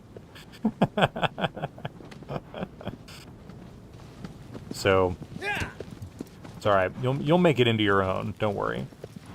I punch the mirror like Venom Snake does with his robo fist because I see my phantom. Big Redditor Wheaton Hater in his reflection. Big Redditor. He couldn't have David Hayter hanging out with his new cool friends. Yeah, I know, right? It definitely does feel that way. It's like, all right, and it makes sense. He that acrimonious exit from. Sorry, I'm just gonna keep using the word acrimonious because it's a perfect example. It's so fun. You don't ever get to use it so much. I'm gonna use it so much right now. It's it was the perfect jumping off point for him. Because then suddenly he was freed from the shackles of Metal Gear. He kept not wanting to do it, but it just kept coming back to it. It was going to happen whether he wanted to or not. So why not be involved? And this time he was like, all right, this time he literally can't be involved, right? So he has to go do something new, and everyone's going to be fighting tooth and nail to give him everything he wants, right? Sony PlayStation is like, yes, say the word, we'll make it happen. Blank check. That's the perfect recipe for him to be like, okay, it's time to launch myself up into the world of, more cinematic actors, his cool new friends. I think it's been successful. We're going to see as we enter this next stage now,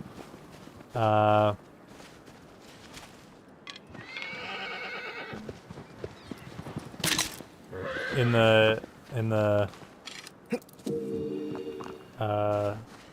what's up next is A24 has gotten the Kojima bug. And they are going to be making a Death Stranding movie. And so we're going to see how much that success can translate outside of gaming. Kojima's not directing it. I think he's just producing it, But certainly a new step out of that video gaming comfort zone. But I have a lot of respect for him because even though he has, completely immersed himself with all of these, rich and famous Hollywood celebrities, he's definitely still kept gameplay at the core of his games. So they're not just, purely cinematic, titles, but that they actually are, interesting mechanically, on top of the fact that, they have, blisteringly real graphics and, all of this, cinematic camera work and famous actors giving these movie-like performances. Kojima wanted Kurt Russell for MGS3, no joke. Yeah, I do remember hearing that. And he was basically like, I'm not going to do that without the involvement of what's his name? John Romero, right? No, John Romero. Is John Romero? He's the Doom guy. I'm getting confused now. George A. Romero, maybe. But yeah, he was like, I'm not gonna do it without him because otherwise it'll feel like a parody of Escape from New York, which I think is exactly right. So I don't blame him for trying, but yeah, that's I don't know. I think it's interesting, but I feel like that does kind of cross the line a little too much. It needs to be its own thing, and at that point it would feel almost more like a parody, and it would always pale in comparison to the movie. Depending on what I don't know. Depending on what happened, I guess. It'd be such a crazy dream come true if that happened in Delta. That would be fascinating. That would be absolutely fascinating if Kurt Russell got brought in to do that instead. That would be so bizarre. It would be kind of cool. It would probably be good. Certainly would feel kind of fan servicey, but I don't know. That would be fascinating. I think B-movies need to be genuinely cool moments, like the Escape from New York bank robbery or bridge. Yeah, definitely. I've been learning Japanese, and Akio's work as Snake is dead-on fantastic. Now I see why. Now you're like, oh, I've heard the Japanese dub, and it's way better than that hater schlock. That hack. Go back to writing X-Men, David. Hey, saying Hater's MGS4 old voice was surprisingly good is my gamer compliment. Alright, you can have that. Rise above all the compliments. The whole world is on your side, and don't let it stop you. Exactly. You don't have to believe anything else. If somebody's complimenting you, you're not allowed to twist it into a negative. I mean, you are allowed, but you have no one to blame but yourself for that. If someone's trying to say something nice, then that is an example of the world being on your side. Put that in your back pocket. You can treasure it during moments when you really need it. Acrimonious is a fantastic word choice for Kojima and Konami splitting. Thank you so much. See, that's a compliment I'm putting in my back pocket, and I'm keeping it for my bad days. Were you thinking of John Carpenter and not Romero for Yeah, John Carpenter is who I was thinking of. I'm thinking of John Romero. Yes, John Carpenter. Kurt Russell, I think it was recent, like within like the last year or two, he gave an interview where he was like, yeah, he did it. Kojima did approach me, and I was like, I'm not going to do it without John Romero. And John Romero was like, absolutely not. He's like the grumpiest man on the planet. He's like, video games? I ain't playing no video game. I think that's fair. Yeah, I think that's fair. And it explains also why Kurt Russell did Escape from L.A., you know? So it's like, that's probably not going to be very good, but if John Romero's doing it, absolutely. I'm in. I'd just be happy with David Hayter being forced to run laps around a middle school track for my amusement. Oh, okay, so someone compliments your beard and you get all huffy. But what you really want out of life is David Hayter running laps around the track. I bet David Hayter's such a nice guy, he'd be happy to do it for you, and he wouldn't feel insulted at all. How does that make you feel? If it were me, it'd make me feel worse. Like I said early, MGS will be so close to a cool moment, and Hayter drops the ball. Well, I guess that's growth. I always thought that, Gungan, you'd be the Metal Gear Solid defender for life, but we all change. So I think all I'll say about his performance is that it is corny and not terribly impressive in most of the games, but I repeatedly get the impression that that is kind of what the game is going for, especially when it's got like Japanese origins. Some of that stuff just is really hard to translate over, and that performance, all things considered, is pretty good. Especially if you think about the fact that originally, you know, it probably was not made, you know, with a very high budget. He's like a cheap voice actor that they got for the role. And then it's like, well, yeah, I don't know. I'm actually pretty happy with how it turned out. But I can understand as time goes on, you get kind of disappointed that, like, they're basically stuck with this guy. I don't really know how true a lot of that is, though. Some of that does sometimes feel just like that's what fans say is true, based on their kind of read of the situation of what they know. So I try to stay out of it. I don't have too strong of an opinion, but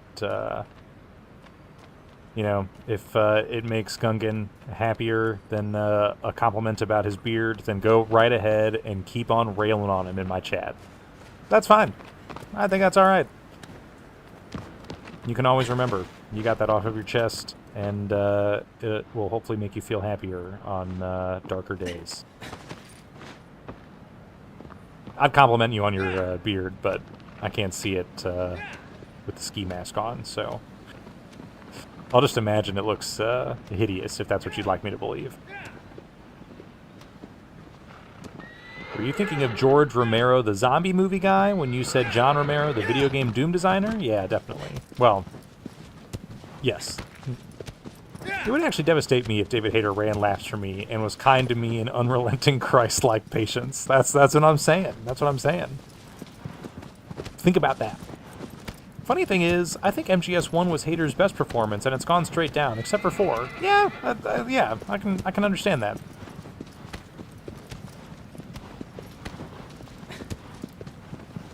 I don't have too much problem with him in 2, though, but it's not like he's, like, in a ton of that game. So what we're really hearing is just you don't like his performance in 3, and you're devastated that they didn't hire Kurt fucking Russell to replace him in Metal Gear Solid Delta. It's all starting to make more sense to me now. Delta, I don't know if I'll ever play it. I mean, I don't know. Maybe if I got it for PC really cheap, like years from now, I probably would. Having just played all the original versions, though, I don't really see any need to go back and play it. Let's see. This one's new. I haven't visited this one yet.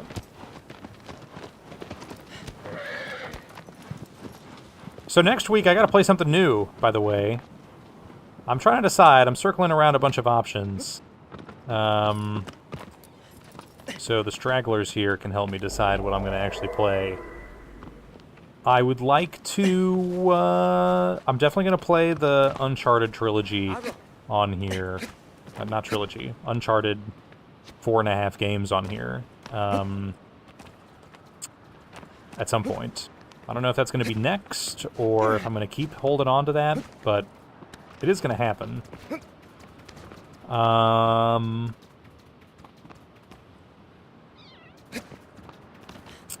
I also just recently bought the God of War remasters for the PlayStation 3. I've never played God of War 1, 2, or 3, or the PSP spin-offs, or God of War Ascension.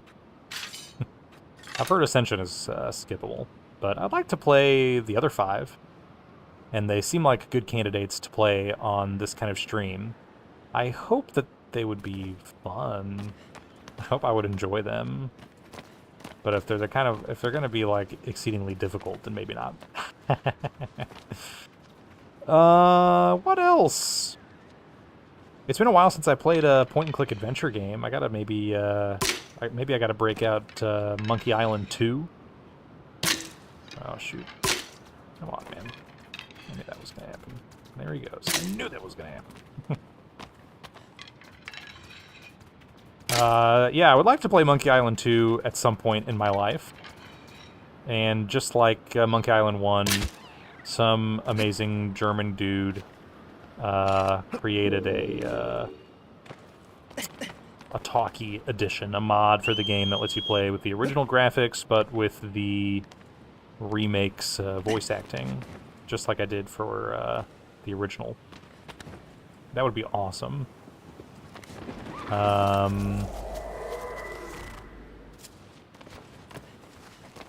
So I've been kind of thinking about that.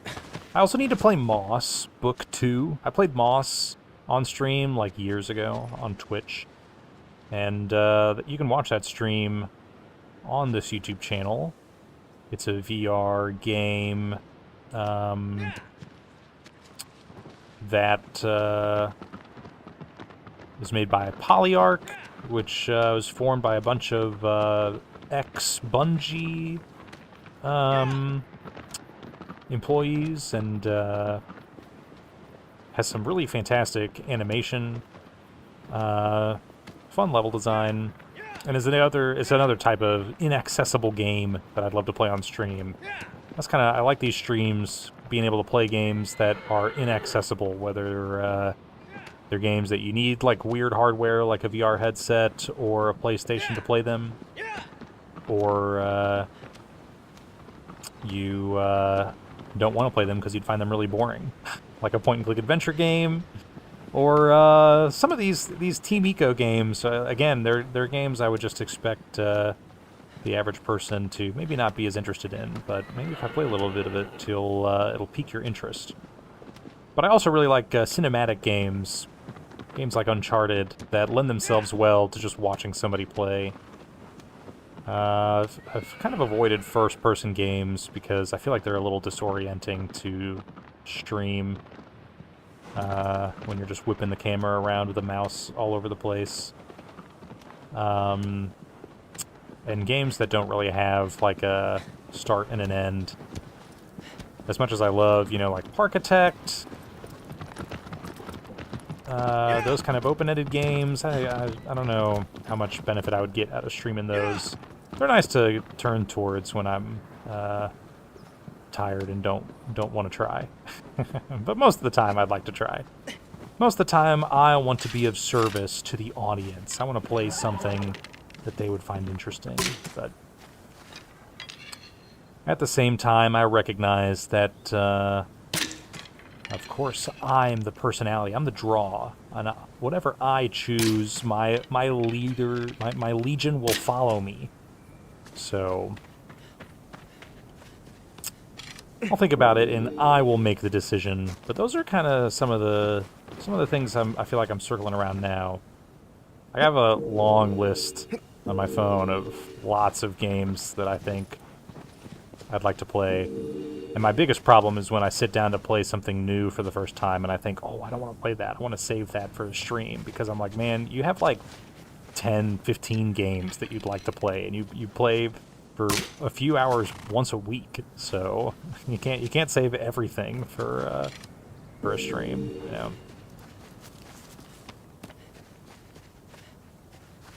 So Uncharted, I would love to share that with the world. And I want my wife, I want my sister to sit down and watch me play Uncharted. My wife's already watched me play. I want my sister, it's really just about her. She's not watching right now. But she would if I was playing Uncharted. Oh, more fruit. Get off. Whee!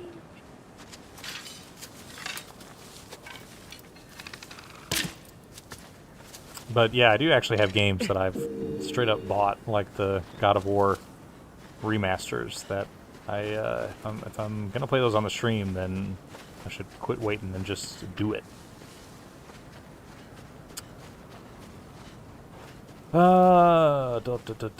Classic God of War can be hard, but they all have difficulty sliders. Oh, okay.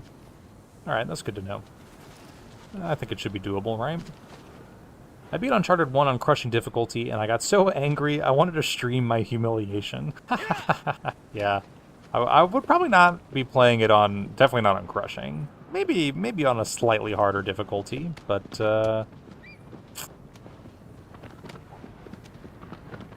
I probably wouldn't want to achievement hunt too much, or trophy hunt, because, like, again, those games are very, very cinematic, very story-driven, and it would just be fun to talk about the graphics. PS3 originals, remastered on the PS4. You gotta have one of those two platforms to play the games. Uncharted does sound fun. Really, all the God of War spin-offs are very skippable. Story is skippable, and nothing in the gameplay is groundbreaking. But the second PSP spin-off is so good overall, it's permanently on my mental highlight reel. Well, I already own them. My mom, God love her, I think she meant to buy me the remasters of God of War 1 and 2, and accidentally bought me the remasters of the PSP games. But I still want to play them, in part because my Digital Foundry brain is like, wow, those games run at 1080p 30 on a PlayStation 3. That's amazing. So I'm definitely going to check them out eventually. But I've got 100 games on my list that I'm going to check out eventually, so who knows if that's going to happen this year or next. I'm thinking about this, dude, this year of streaming. I appreciate, honestly, anybody watching. It's very sweet of you to tune in. I streamed a few times prior to this year, odds and ends. I streamed myself playing Metal Gear Solid, The Twin Snakes, which I owned a copy of on GameCube, and I'd ripped to play through Dolphin on my computer, and I thought, yeah, this will be... Is there not any fruit here? Am I shooting at nothing? This will be a great excuse for me to replay all these games. They're all great. I like them so much. I've played them all only once, so I really want to play them all again. And I wanted to share them with Lauren as well. So come on. So I got it all set up, streamed myself one day playing a whole bunch of it, and never came back. For years. So this year, I started by closing that loop, picking up the save. I even was able to move it all over to my Linux desktop, where I've done all my streaming since then. I was amazed I was still able to dredge up that save from years past. But it's really the consistency of like, okay, every Tuesday I'm streaming, has helped me stick with it. So that has really helped. It's been nice for me also just to finally play games that have been sitting on my to-do list forever. That's how I definitely feel about Monkey Island. It was like, oh, I always hear about Monkey Island. It's really funny. It's made by a bunch of guys I really like. I bet I'd really enjoy it. But it's really hard to stick with it past one play session. I can sit down and make myself do it for a bit, but then, eventually you walk away. And you got to come back another day, sometime relatively soon, and want to play it. Remember how the game and the experience went and be like, yeah, I'm going to do that again. And if you don't do it soon, you're going to forget everything that you learned. And you might as well just start from scratch at that point. So it is also a helpful exercise for me, just to get me to stick with games that I kind of want to play anyway. Come here.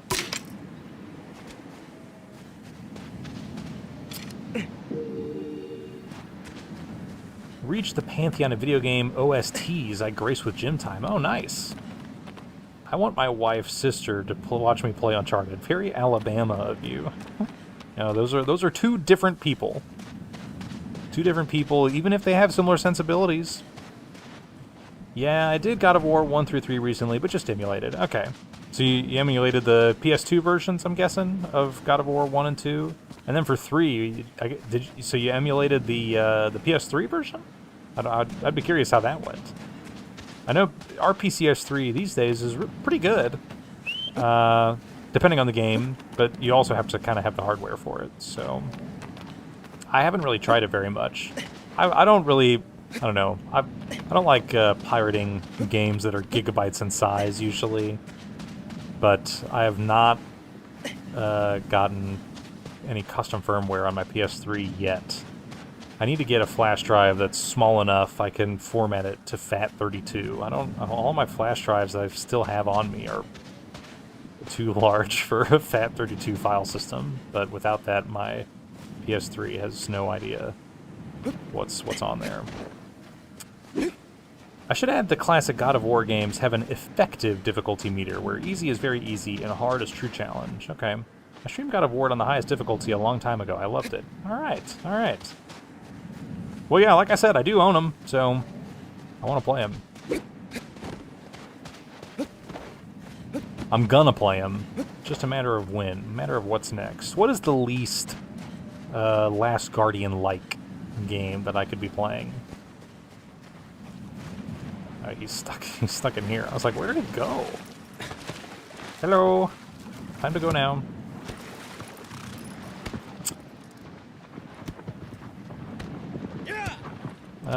Yeah, I feel like God of War is kind of a blind spot for me. I played the reboot, the soft reboot, if you will, the duology, and I've really enjoyed them. But I understand they're like very different games from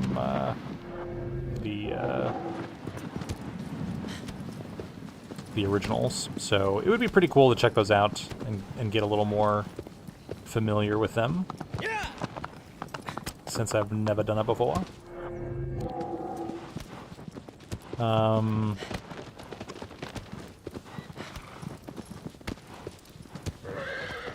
But like I said, I know that they're kind of they're different types of games. And it's, you know, they're also games you'll just have to put yourself in a different mindset and remember what it was like on the PlayStation 2 to play a game that had that kind of tone and that feel about it.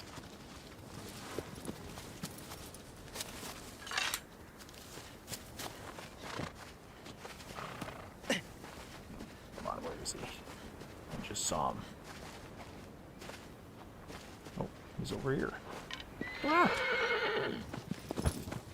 Fine. Whatever. That worked. Nice. The anti-Last Guardian would be a Madden 2016 game with Michael Vick in it. Okay, so yeah, you better have watched the Mega 64 video, because otherwise, what a prescient comment for you to make. I'm saving and logging off. I have no reason to stay up any later. But I love all of you, and I greatly appreciate you for watching me play. Watching me, hanging out, giving me some ideas. My biggest fans. That's why you guys have the crowns next to your names, because you're at the tip of the top. So you should do Call of Duty for Wii. Yeah, great idea. That's actually a great idea. No one's playing that these days, so it would be fun. The pointing and shooting. It would definitely be completely different. The tonal opposite of The Last Guardian. I gotta get into the Call of Duty fandom to find out what are those like which of those spin-off games are the ones that people are like, they're actually really good. There's like no reason you need to play it, but it's etched into my brain and the music is now in my workout playlist. And that would be Call of Duty 4 Modern Warfare for the Nintendo DS. I haven't seen that Mega 64 video. Did we randomly match up on that conclusion? Yes. You completely nailed it.